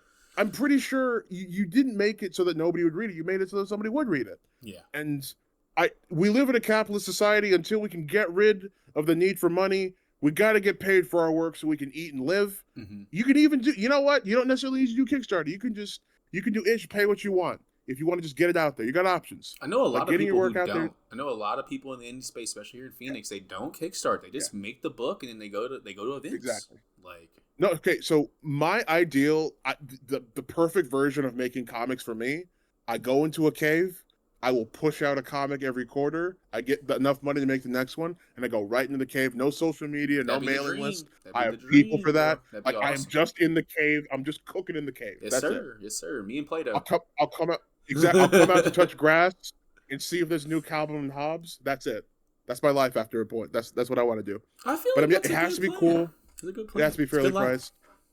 Yeah, no, that's the ideal. I know some people that I know some people that are like, you need to do a Kickstarter every couple of months, not every quarter. And I know some people that do a Kickstarter a year, and that's what they live off of. I think a lot of ways it's going to get. A lot of ways it's going to Indeed, and there are different points in times of their journey. We're all running our own race. We got to figure out kind of what's good for us by virtue of experience. In terms of me, it needs to look cool. It needs to be cool. That's kind of it. I have to price it to where I don't feel icky, and I have to give more so that it's cool and I feel good about giving to somebody. Yeah, those are my major rules. I do on the point of marketing. I did want to bring up one thing I did. This one little note I do have for marketing. That I got from Marcel the Loser. He's like a comic book marketer. Yeah, that's his name. That's that man's name. That's Marcel the Loser. Marcel the Loser. That's his name. And Marcel the Loser. All right. He took some flack in a Facebook group because he brought up amongst some creators that he thinks that, however much you're willing to spend to print the book, that's how much you should at least you should be spending on the market. Now, a lot of people got mad at him for that. I think that is not a horrible waste. I don't think that's a horrible way to think about that. No. You, to quote Tyler the Creator, you spent all this time creating this thing. Why don't you want to tell people about it? And like it would make sense to spend as much time, if not more, than you spent on making the thing, trying to tell people about it. Because if they don't know it's there, then there's nothing for they can't engage with it. And there's something about the modern internet where you really do just have to keep coming back. It's this idea of you have to just keep coming back, keep showing your face so that people will know what you're doing. And that can be embarrassing sometimes. A lot of people, it can be hard to be the comic book guy. Everywhere you go, oh yeah, that guy's the comic book guy. But that's what you need to be. Like, that's what you need to be. Like, quote unquote, it might sound bad to be a big fish in a small pond, but you definitely need to accrue size in the space that you're in. And you don't do that by, scumming off of other people or things like that. But you do it by just understanding your environment and growing to become bigger within it. And I do think that marketing is an unfortunate part of the process. I went to school for engineering, bro. I am not a business person in the traditional sense. I took like a couple professionals in classes when I was about to leave school. That's what they teach at the very end. So that way they can say, hey, we didn't teach you only how to make bombs. They also make you take like a creative writing class and like an econ class. So like it's and then like one philosophy, and they think that that's gonna make you well adjusted. Marketing, it can be a dirty word, especially when you associate it with artwork. Like just like you were saying, you can't really do that. Marketing is an art. Knowing how the markets work is an art form. Like if you that dude who knows how to just go outside and talk to anybody outside and they don't hate him for it, that man's an artist. Like he's talented. He's extremely talented at talking to people and explain. He found a way to get them to trust him enough to tell them about something that he's trying to sell. And like you don't want to be the carnival barker, right? You don't want to be the person standing in front of their table saying, "Hey, have you seen this? Have you seen this? Take this. Do you want this?" Don't be that guy. But there's nothing wrong with, like you were saying, telling people about the thing that you made, being proud about that, and then asking them for money for it. Like there's nothing wrong with saying, "Hey, I have this product. I think you might be interested. If you are, here's a link." Okay, let me ask you something. I want your reading of the situation. When was this? Hold on. Okay, Powerhouse Comic Con. 2023. Okay. We were scouting the show out because we were thinking about going. It was like the only comic convention that was like around that like wasn't super expensive and like mega corporate, There were zine fests out here that I didn't know of, but I thought Powerhouse was the only spot. There was this guy.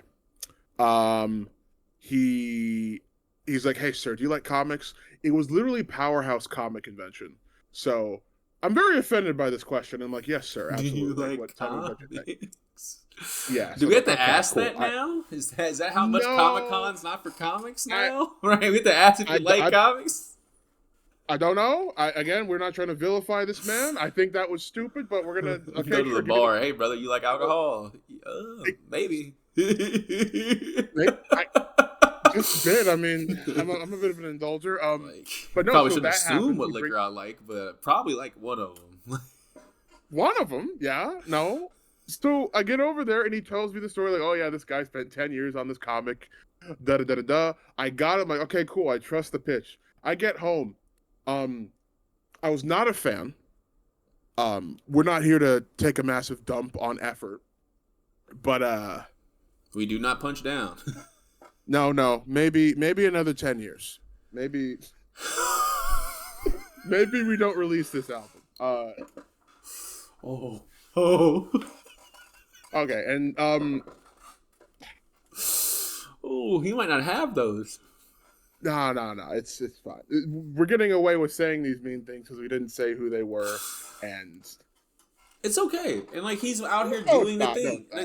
They're out here doing the thing, and like that's the important part, right? Is that like, and that's like I think the beauty of it all, honestly, is that like, you know, you can go to this Comic-Con where people are, you know, giving you something necessarily that you maybe aren't a fan of, but you're still able to fall in love with this man's salesmanship and the fact that he spent, you know, 10 years of his life on this. That's still enough for you to get the sale across. You know what I mean?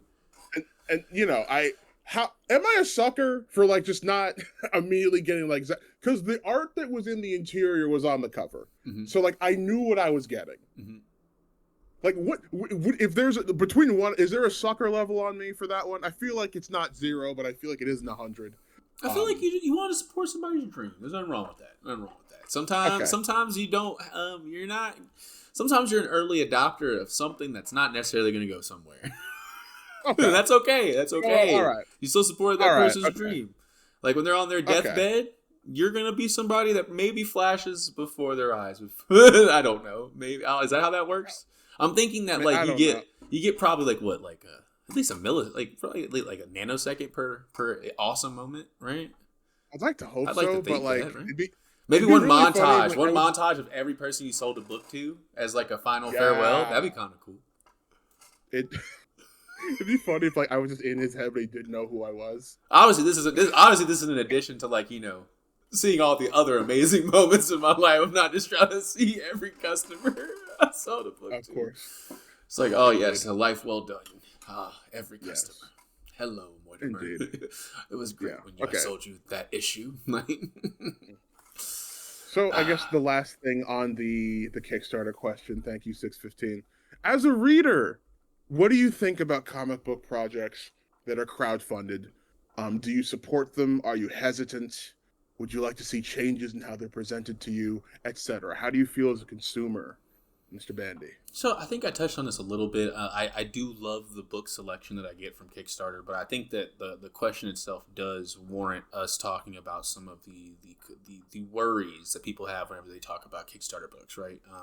There's like this boogeyman, I feel like, amongst the crowdfunding space of like this idea of like people not necessarily committing correctly to their workloads, not getting books back to people fast enough. There's like this tale of, you know, not getting a book for like a year or two after you've backed it or blah blah blah blah blah. And I think that that does happen sometimes. My books come pretty promptly, and even still, I've yet to go, you know, a year without an update on a book. That doesn't happen. You are kind of at the cutting room floor when you're a part of Kickstarter. You're an investor in this book almost, and you're getting to see a lot of what the early adoption process looks like from a production standpoint. And I do think that is something that we do kind of need to remember. I personally have had really good turnarounds on most of the books I've gotten, maybe like one or two that have been late. Or like considerably late, and even still, once I got them, I was like, "Yeah, I'm about to have this. It's good." You just kind of put it out. Like if you're not waiting for it, you know what I mean. That being said, you know, addressing that boogeyman, there's also the notion that sometimes Kickstarter books might not necessarily be of the quality needed to be seen by a larger press indie company, and this is why they're kickstarting. I think that comes from the traditional bias, I think, towards self-publishing. That comes from traditional book publishing. The idea that the powers that be need to see me and tell me I'm great and sweep me up off my feet and change my life and have me completely exterior to the business process so that way they can screw me every single which way. There's a lot of I'm being for real. There's a lot of. It's funny to hear, but that's totally true, 100%. Yeah, like there's a lot of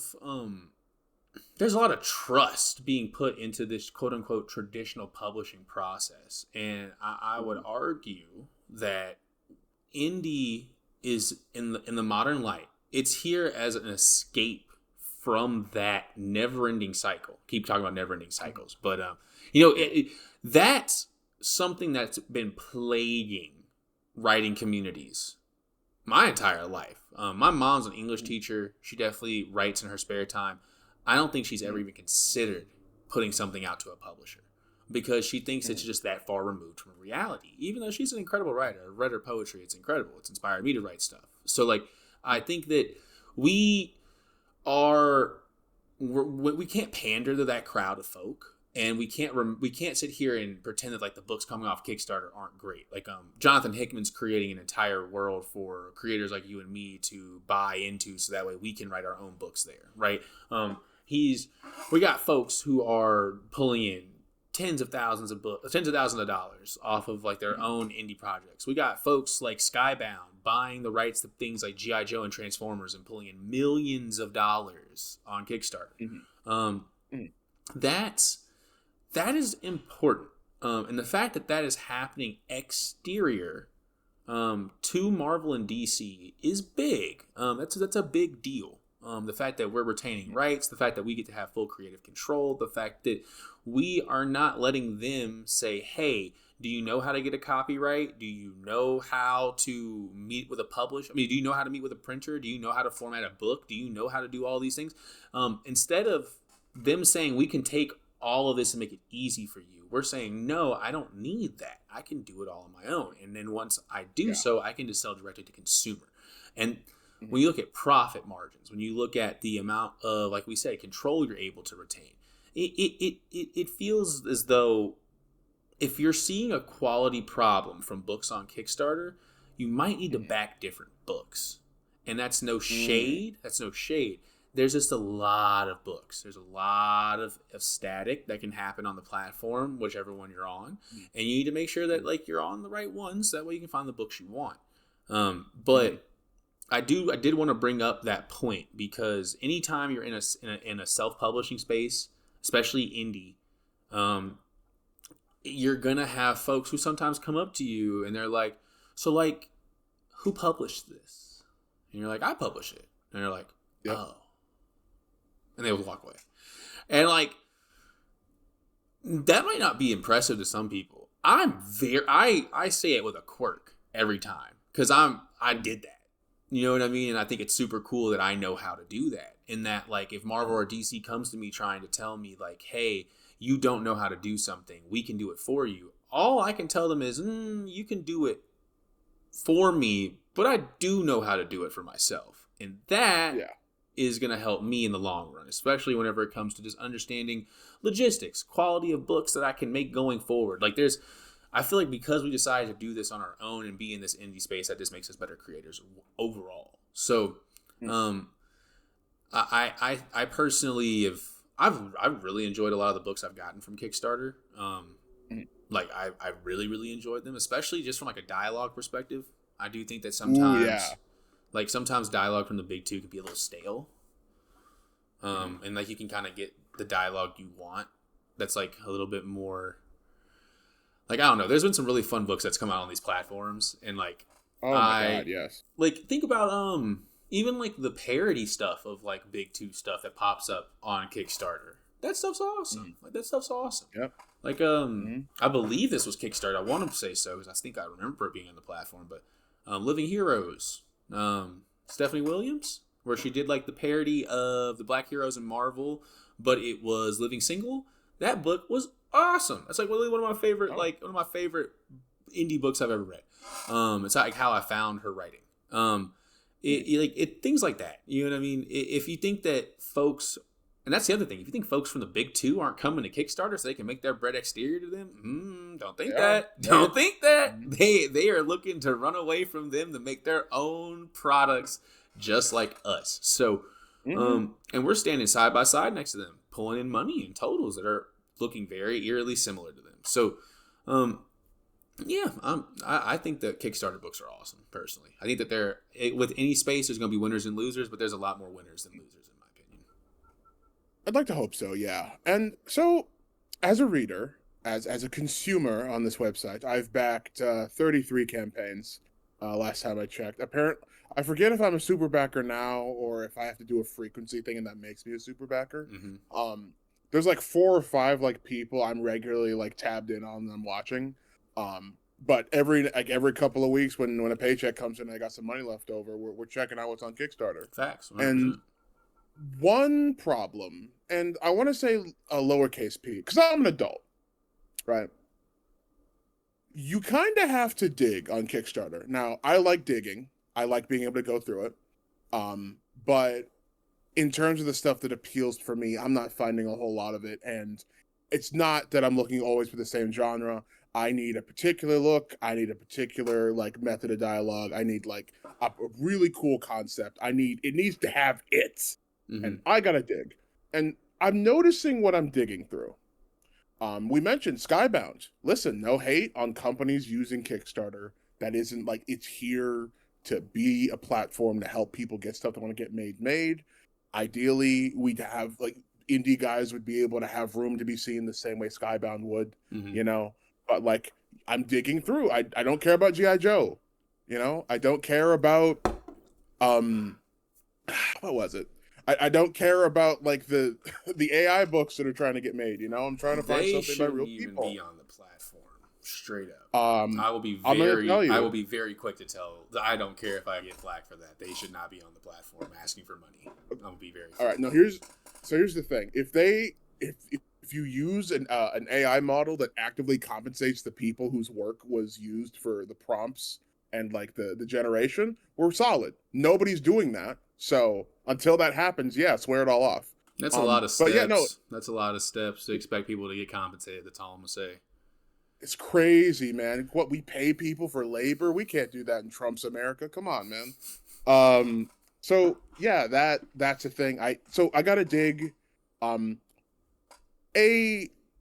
don't want to say common. I'd like to hope there's enough people that like aren't in it the way I am to where it's not like common. There's a lot of boob books on Kickstarter, and we are no hater of the female form. No hater of the female form for here. Sure. I know what you mean, though. I think we talked about this. It is unfortunate that you kind of just have to wade through every comic offering. You can't really go by genre or like rating or anything like that. And like, again, this is like, I'm an adult. This isn't weird. People are going to buy boob books because a lot of people out here like gooning, and people want to get paid to supply the material. Again, no hatred. It's indie, right? So like it's direct to consumer. It makes it a lot less embarrassing. Absolutely. Yes. No, please listen. It's mostly anonymous too. Again, no judgment. I'm numb, dude. I don't care. Like, it doesn't mean any. So I'm just digging. I'm like, okay, cool, great. And I'm sure I've missed a boob book that's like really deep and has like some great heady stuff going on. But like because of what we see, I'm not pulled in by the immediate aesthetic, so I kind of keep going. This is a me problem. I'm sure somebody's got a really cerebral boob book out there. But there's cool stuff. People are actively trying to put cool stuff out there. There are conversations as to what the platforms could be doing to help. I'll say what I said for the big two about this. I appreciate the platform. They supplied the platform. Ideally, it would be on us afterwards to kind of get the word out there and set up apparatus for that. Yeah. But genres would be great. An age rating system would be great. Yes. I don't know how useful this would be long term, and we have setups for this outside of Kickstarter. But like a Steam curator like kind of thing where like specific people recommend books, and you can follow specific people for general recommendations. They do have projects we love, so those are things highlighted by random staff. That's cool. We love that. I think you got that one, didn't you? I did. Shouts out. Yeah, there you go. So it worked. So it's out here. There are more like that. Maybe we could have that by genre again. Like there are a lot of little things that I think could be done that would be cool. I think it would help with books going more viral also. Like if there's better tabbing, people will get a better curated selection, so they'll just kind of books will like cream will rise to the top, quote unquote, if you will.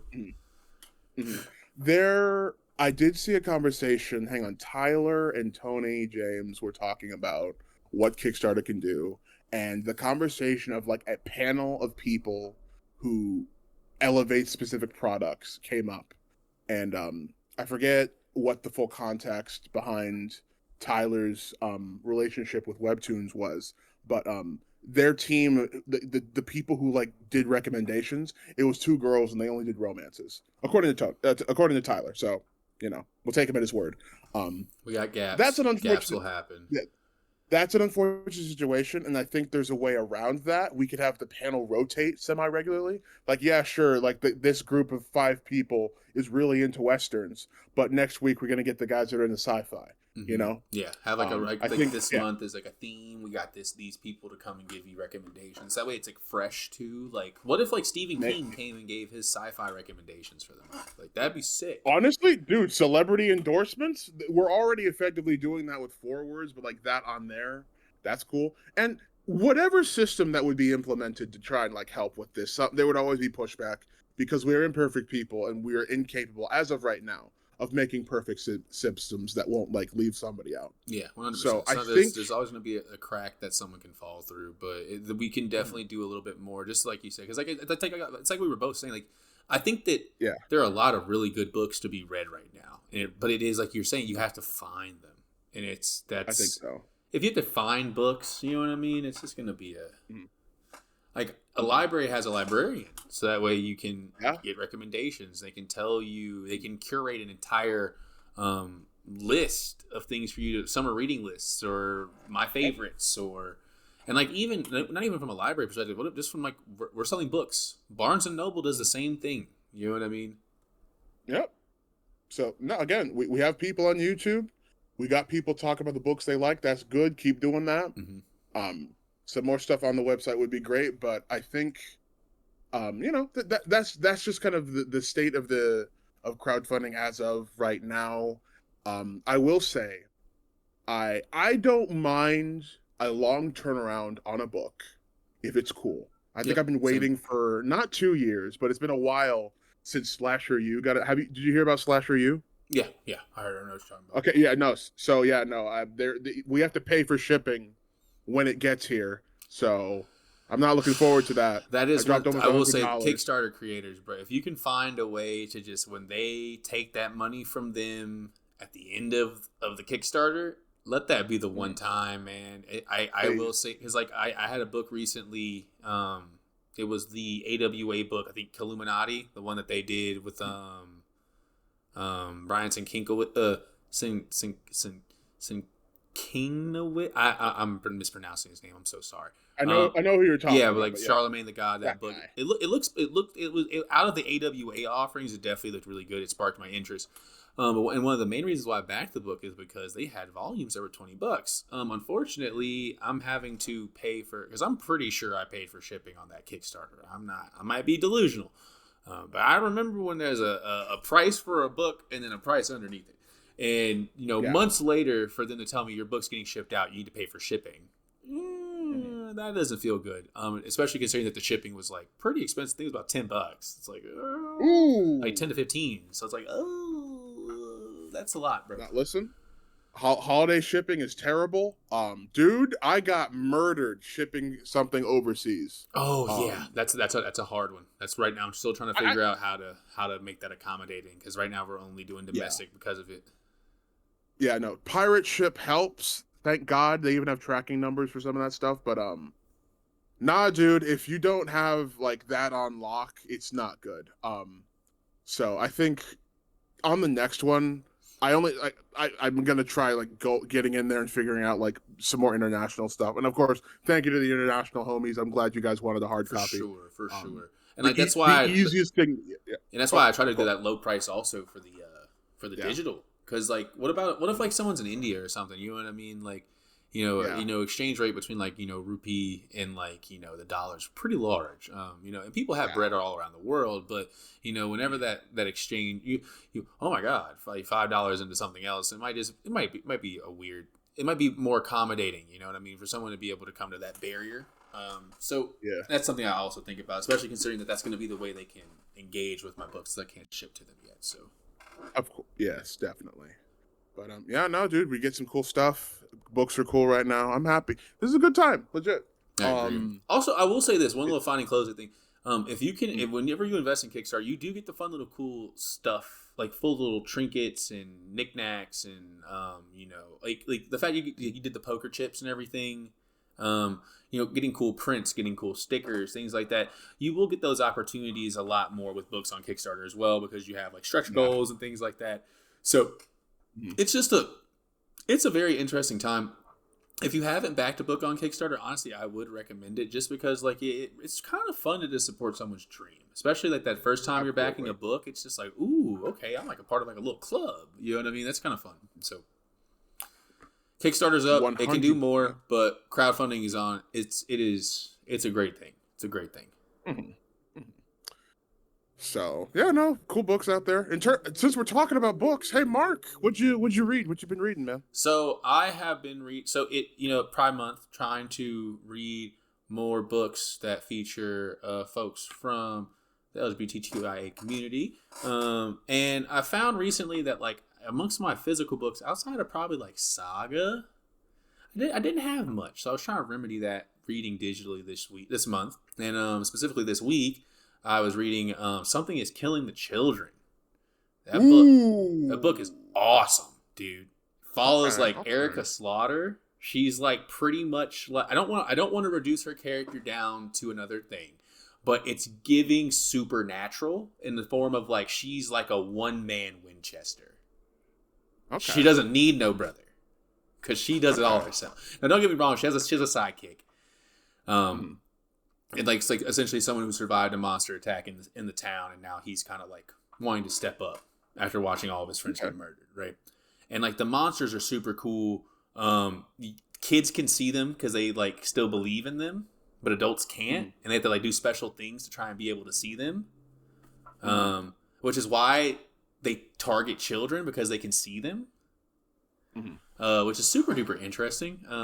I love Supernatural. Love that book so much. I love that show so much. I've been rewatching actually recently. So when I saw that, like you're talking about, like American folk back road killing monster story, yeah, my vibe, bro. I love that. It's awesome. It's so good. So yeah, that's why I've been reading the majority of. What else have I been reading? Wait, hold on. You said so? Is like the main character gay or something? Like what you mentioned? I haven't gotten super far through. I don't know if Erica herself is gay, but her sidekick is. Okay. He actually, unfortunately, one of his crush was one of his best friends, and he actually died in the opening scene whenever they all went under the bridge. They were like they were pretty much, they were doing like I'm not afraid. There's no monster here, and then like there actually was, right? And it's like a very unfortunate like I thought we were more than friends, but he didn't think so type situation, and like he gets bullied a lot at school. For being different in a small town type situation. And then when the friends die, people start being homophobic to him at school, thinking that like he did this to them on purpose because of the fact that they were treating him like this. Yeah. So it's been really, really good. The book's really fun, and like just from like the isolation of like, small town school, being the different kid amongst everybody, I'm getting the vibes here, and I'm really liking the like he's gonna like once he starts ganking monsters, I'm excited because like he's real young, he's like in high school, so like he's just like picking out weapons for Erica right now. I'm like a couple issues in. Okay. I'm like I think about 6 or 7 issues in, and like it's been a great read. It's been great. The artwork's really, really good. It fits that that American Gothic style well, and like definitely in my wheelhouse. Like I definitely judge that stuff somewhat harshly, and I'm a big fan. There's this somewhat scribble element to it that makes for really chaotic scenes. I love scribbles, right? Yeah. Yes, I love scribbles. So yeah, #1 scribble fan. Go on. So something's killing the children, bro. Also, banger name. Something's killing the children, bro. Dude, sign me up. Name. Let's go get that thing, bro. Like, okay. On the note of comics that are gay with banger names, Laura Dean keeps breaking up with me. Okay. So I'm mad that you opened with you wanted to support the Pride Month and stuff. I was gonna do a bit about like doing research so I can be more homophobic, and I was formulating that, but you said it, and like that made me not want to do it anymore. So I need you to be aware that you're compromising the quality of the show. That's my fault. Trying to be inclusive, my fault. And I need you to take your wokeness elsewhere. Yeah, no. So this was awesome. Like, forget them being gay. It's just a really cool like love story in general. And like, so it's about this main character, Fred, and she is trying to manage her relationship with, like, effectively Ramona Flowers. Like, this girl is playing it mysterious, and Mm-hmm. there are regular references to Scott Pilgrim in this book, which I really appreciate. Hell yeah. And I don't want to say, like, as I read this, I kept thinking, is this like gay people Scott Pilgrim? Like, is this their like final boss to like achieving some kind of like um not like enlightenment after about like what a good relationship looks like after reading it? Is that even a book that we kind of need for any other group of people? I feel like I've transgressed as I've said that. No, I'm gonna I move see what on. you're But saying though. Like in a way, Scott mm, Pilgrim and Waiting to Exhale do have something mm, in common, mm, despite being extremely different. mm. But like from that angle, I definitely at least would say that like it's like this is like the final boss of understanding what dating looks like for like us right now. Or at Shout out to least white women for being the final boss. Anyway.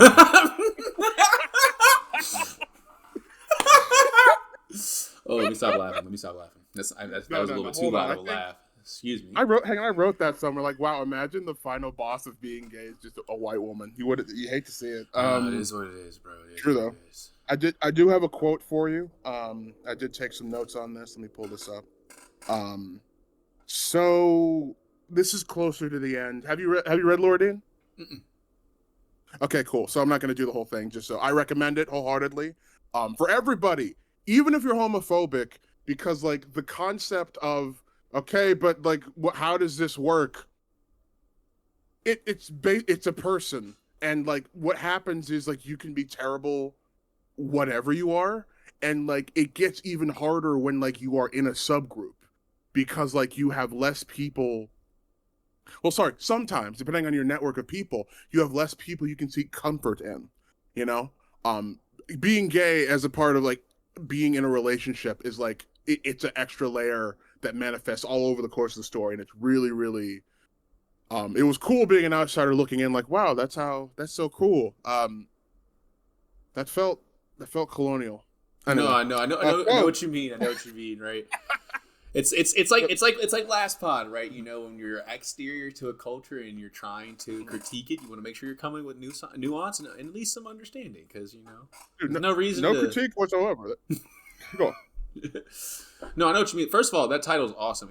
It's giving like John Yes. Tucker Must Die. Yes. I like It's a it. good it's a I good like it. title. All right, Oh, Laura but Dean. sorry, We're gonna the see. quote, We're the quote. gonna see what you up to, Miss Laura Dean. Over here ruining people's Oh. ruining people's lives, stealing hearts. Yeah, Stealing no. hearts.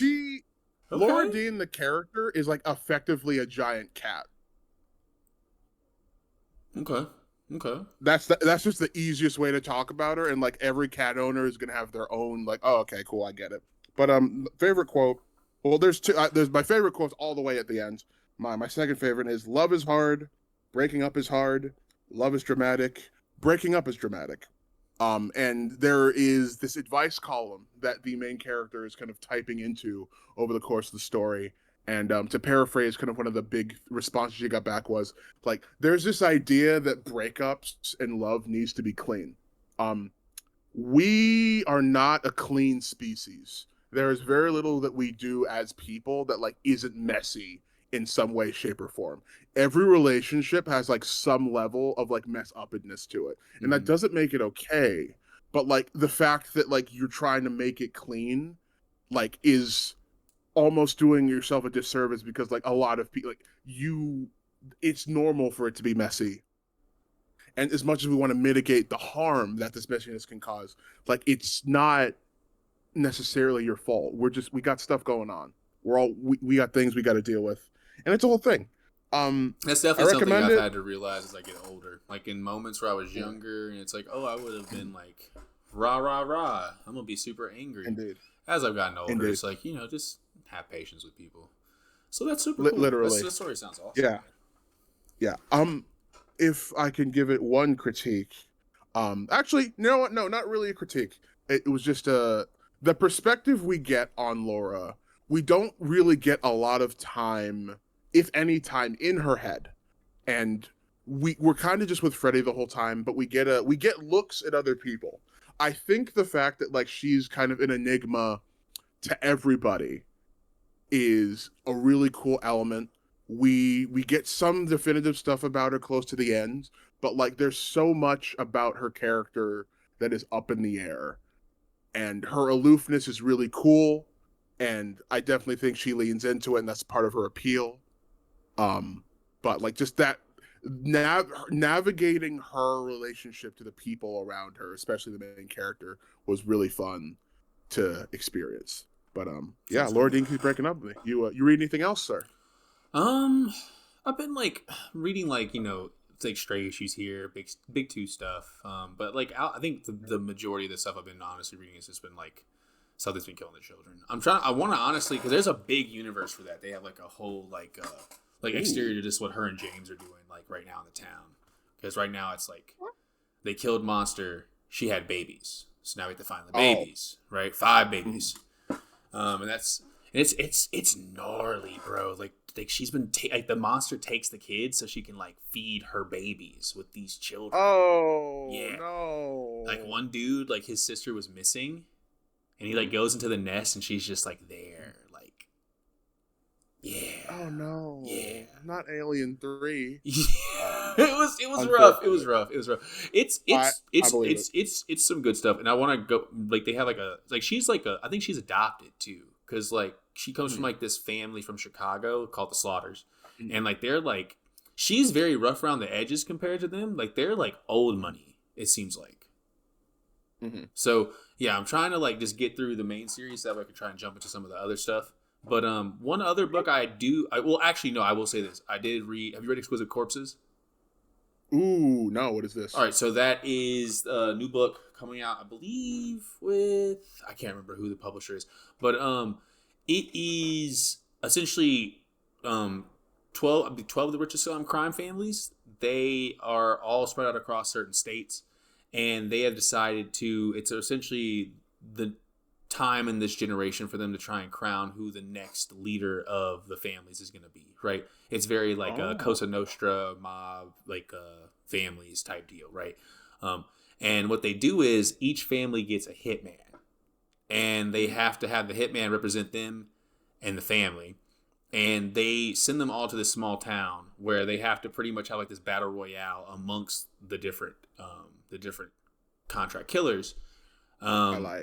And it's the artwork's sick. The players involved are super sick. I'm rooting for Pretty Boy. Personally, I think Pretty Boy's got that down because they don't know nothing about that crazy Georgia boy. Y'all know about Florida Man. Y'all don't know about Georgia Man. All right, so I don't know about Florida Man. But yeah, it looks pretty sick. My one gripe I will say though is that at least from a historical standpoint, I would have liked one of the families to be from New Orleans, just because if we're talking like mob history, New Orleans is definitely one of those bigger areas for that. So to see right. So to see New Orleans not represented either as part of like the Dixie Mafia the Dixie Mob or just the traditional mob, the Italian mob, it does feel a little bit out of place. Considering the book that's involved, but very excited to see what's happening. And like for like indie books, seems like everybody's kind of like keeping up with this because like everybody gets to pick like a family, pick like a hitman, because each of these hitmen have like personalities. So they also they're like restricted to what weapons they can use too. Like they had to like pull trading cards, and like what trading cards you get is what weapon you can use. So some fun stuff. So I guess like I've been reading that. Also been reading Exquisite Corpses. So. What happens if you don't use the weapon on your card? We're gonna find out. We're gonna find out because there ain't no way we're not gonna find that out. All right, cool. I can respect that. Okay, cool. I read 2 more books I got for you. All right. Keeping with the theme of the summer of Superman. Hey. Superman Red Sun. Hey, classic. I love that. Yes. Book. So I love that. I was just sitting on it. I really liked it. I think it's a really fun pairing with All-Star Superman because, like, for everything that's the same with this version of Superman, there's, like, another thing that's different, but, like, that hope for tomorrow that we talked about is always in there. and I really liked that. What the world would look like, kind of actively fighting Superman, was really interesting to see. Um, the like what just the whole how superheroes materialized in this version of Red Sun was really cool too. Like how the it's all of that. It's such a interesting version of like the mythology of Superman. I again wholeheartedly recommend it. The foreword was even fun to read. Lex Luthor. Okay, Yeah, Lex is cool. I don't I was actually rooting for Lex at some points. I'm gonna be honest. I don't want to call him good guy Lex Luthor because that is not true. He is still like a repugnant, petulant, terrible husband, terrible guy. He fixes problems because they're fun for him, not because they're the right thing. Mm-hmm. And I think like the positioning of these characters, like they are still. It's so cool to see like what Lex was like what good he could have done Mm-hmm. in a different set of circumstances. Yeah, You no, I know, definitely agree. and I agree. like just this version of him, like he okay, he literally makes America almost perfect. Like he's not, and he does it without superpowers. He doesn't like try to get a ring or something, and he just does it to spite Superman. He's so bitter. I love him. Okay, no, Lex Luthor, Doom, Virgil. Why do we give these guys passes to be terrible? Right, And like we laugh when they do stuff. Why we think it's cool? We think it's We think awesome. it's awesome. We love it when they do it. Anyway, It's a whole thing. No, I do like Lex in that story a lot. I love the Green Lanterns in that story. Green Lanterns are cool. I love how Superman Batman beats was fun. them. Yep. Yeah, Batman Yep. was super cool too. Yeah, him being like Yep. like being the like, essentially the child of the Soviet like system coming out of that and being like a you know the coming out against like essentially like the oppression from that system and whatnot, standing against Superman. Their whole Batman v Superman little arc, super fun. Even Diana, she's like she's like a diplomat pretty much. Like I love that. I love she's that. fun. Yeah, no, It was very like UN Superman, type quality to her in that book. definitely. Like the Games of Thrones elements to this were really fun. Yes. I really enjoyed it. No, good time. Last one I got, and I think I mentioned this in the first pod. So, Beneath the Trees Where Nobody Sees. Okay, so there were some videos I wanted to watch about this. So, but I finished the book. I read it in a park in San Francisco. Uncle Hubert was in town, and it was really impromptu, and I happened to bring the book with me. So I think reading it in this idyllic spot might have had something to do with it.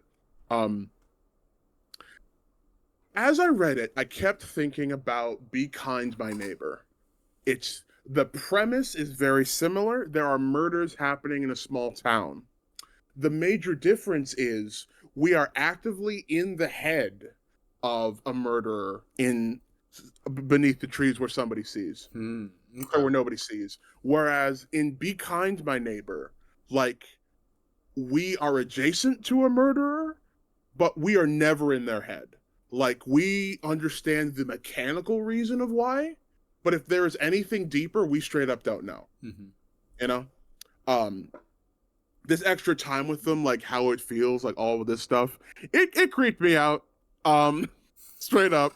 I want to say that's good, that like I'm not happy being like in a serial killer's head, but then again, I don't know. There's something about there's some psychology about how that's bad somewhere somehow. I don't know. It was really cool to read because this is a murderer, this is a serial killer. They live in a small town. Like it is. Have you seen JoJo's Part 4? Any JoJo's? I think I've seen up to Stardust. Okay, so that is not Part 4. Yeah, it's Part 3, right? Yeah. That is Part 3. Okay, do you know who Kira is? No, I don't. Okay, forget it. All right. Sorry, I'm so sorry. I'm sorry, fans. It's fine. No, listen. I need to watch my JoJo's. You should. It's pretty cool. I would have just said one character's name, and that would have been roughly what they're doing. So serial killer. They leave town to murder. So a murder happens in town, and they're like, okay, cool, great. I need to fix this so that nobody finds out what I've been doing. Mm-hmm. And kind of the run is kind of them investigating how the murder happened. And I think so. This was somebody kind of by themselves working this out. There was more of a cast in Be Kind My Neighbor, and like more kind of side tangents and more stuff happening in the town. Like the town was definitely more of a character in Be Kind My Neighbor compared to Beneath the Trees. And Be Kind My Neighbor's longer, so that isn't necessarily fair. But there are some really cool little red herrings that kind of got into. Like, just because the town is quiet, that doesn't mean it's normal. Yeah. There are other wackos that are wacky in less murderous ways, but like that's still kind of eyebrow raising, you know? Mm-hmm. No, I know what you mean. And when the other murderer is found, the gamut that gets run was very intriguing because they kind of there's a killer off, and like the main killer, Sarah, she kind of has to like find herself because like she thought she was the best at this, and kind of like that got shaken up by this other person. It's a good time. No, it's not a good time. Let me walk that back. It's kind of a bummer actually. I enjoyed the process of reading it, but if I'm really glad I spaced out Be Kind to My Neighbor and Beneath the Trees, because if I read them back to back, I would be kind of bummed out. I think Be Kind to My Neighbor had the happier ending between the two, at least for me. But yeah, good read. Actually, I lied. There's one more. There's one more. I have not read it in its physical form yet. Adventures Far From Home by John Conrad. He's my friend. I can't say friend of the show yet, but Arizona comics guy. Hey, you're in Arizona. You can find him. I think he's literally at TCAF. So hang on, look up Vomit Party. Follow him. Okay. He's the best boy of all time. He's he literally so Adventures Far From Home, like close to home, was like my favorite read of 2025. Sorry, 2024. Nice. Like I'm not even kidding. It was phenomenal. He has a knack for telling stories about people kind of just going through it, but like not devoid of hope. Mm-hmm. Yeah, no. That's awesome. But yeah, no, it's a really good book. You can get it right now for $10 on his website. He didn't crowdfund it; he just did it himself. I literally when I did my my company, I hit him up like, "Hey man, look, I love this. When is it gonna get printed?" He's like, "I'm not sure." I'm like, "Hey man, look, I got money right now. Let's talk. I'll print it for you." He's like, "Nah, I want to do it myself," and he did a great job. It's phenomenal. So yeah, it's a whole thing. He's a cool guy. Please give him all the money. He's got a great back catalog too. He's doing Ollie. He's doing like a comic strip too. Like he's cool. Vomit Party. Follow him. Yeah. Also, hold on. Hang on. Tamaki and Valera O'Connell did Laura Dean, and of course Miller, Johnson, Plunkett, and two other people. Their names are too far. And Patrick Horvath. Is that the only? Okay, so Patrick Horvath and Hassan Osman Ilahu on Beneath the Trees. Excellent artists. They all did a great job. Claps all around. Good. It's a good time to be a reader. Really, the books are great right now. I agree. You got some good comics. I think so. Is that the show? Is there anything else? I think that's it. That's all we got on the agenda. Phenomenal. Okay, you know what? I lied. There's one more. I haven't read this yet. There are these guys at the flea market. They did a movie called Lumpia. I'm not sure if you're familiar with that. Supposedly it blew up. So they made a second movie. They got like Danny Trejo and like a bunch of other people in it. So they are doing a comic kind of gap between the second and what they hope to be the third movie. Okay. So I did get the two movies. I got the comics in between thing. So I will report back on that when that all gets read. No, that sounds exciting. All right. I think so. Like it looks really like low budget, but like in a fun way. It looks really cool. And like I got the directors and like all the cast that was there to sign it. So nice. That's awesome. Yeah, no, big fan. We love getting our stuff signed. 100%. Yeah, 100%. Okay, cool. that's the show. All right. Thank you for watching. Yes, thank you for coming by. We'll be back with more weird indie and comic book stuff. And yeah, that's about it. Yeah. Later.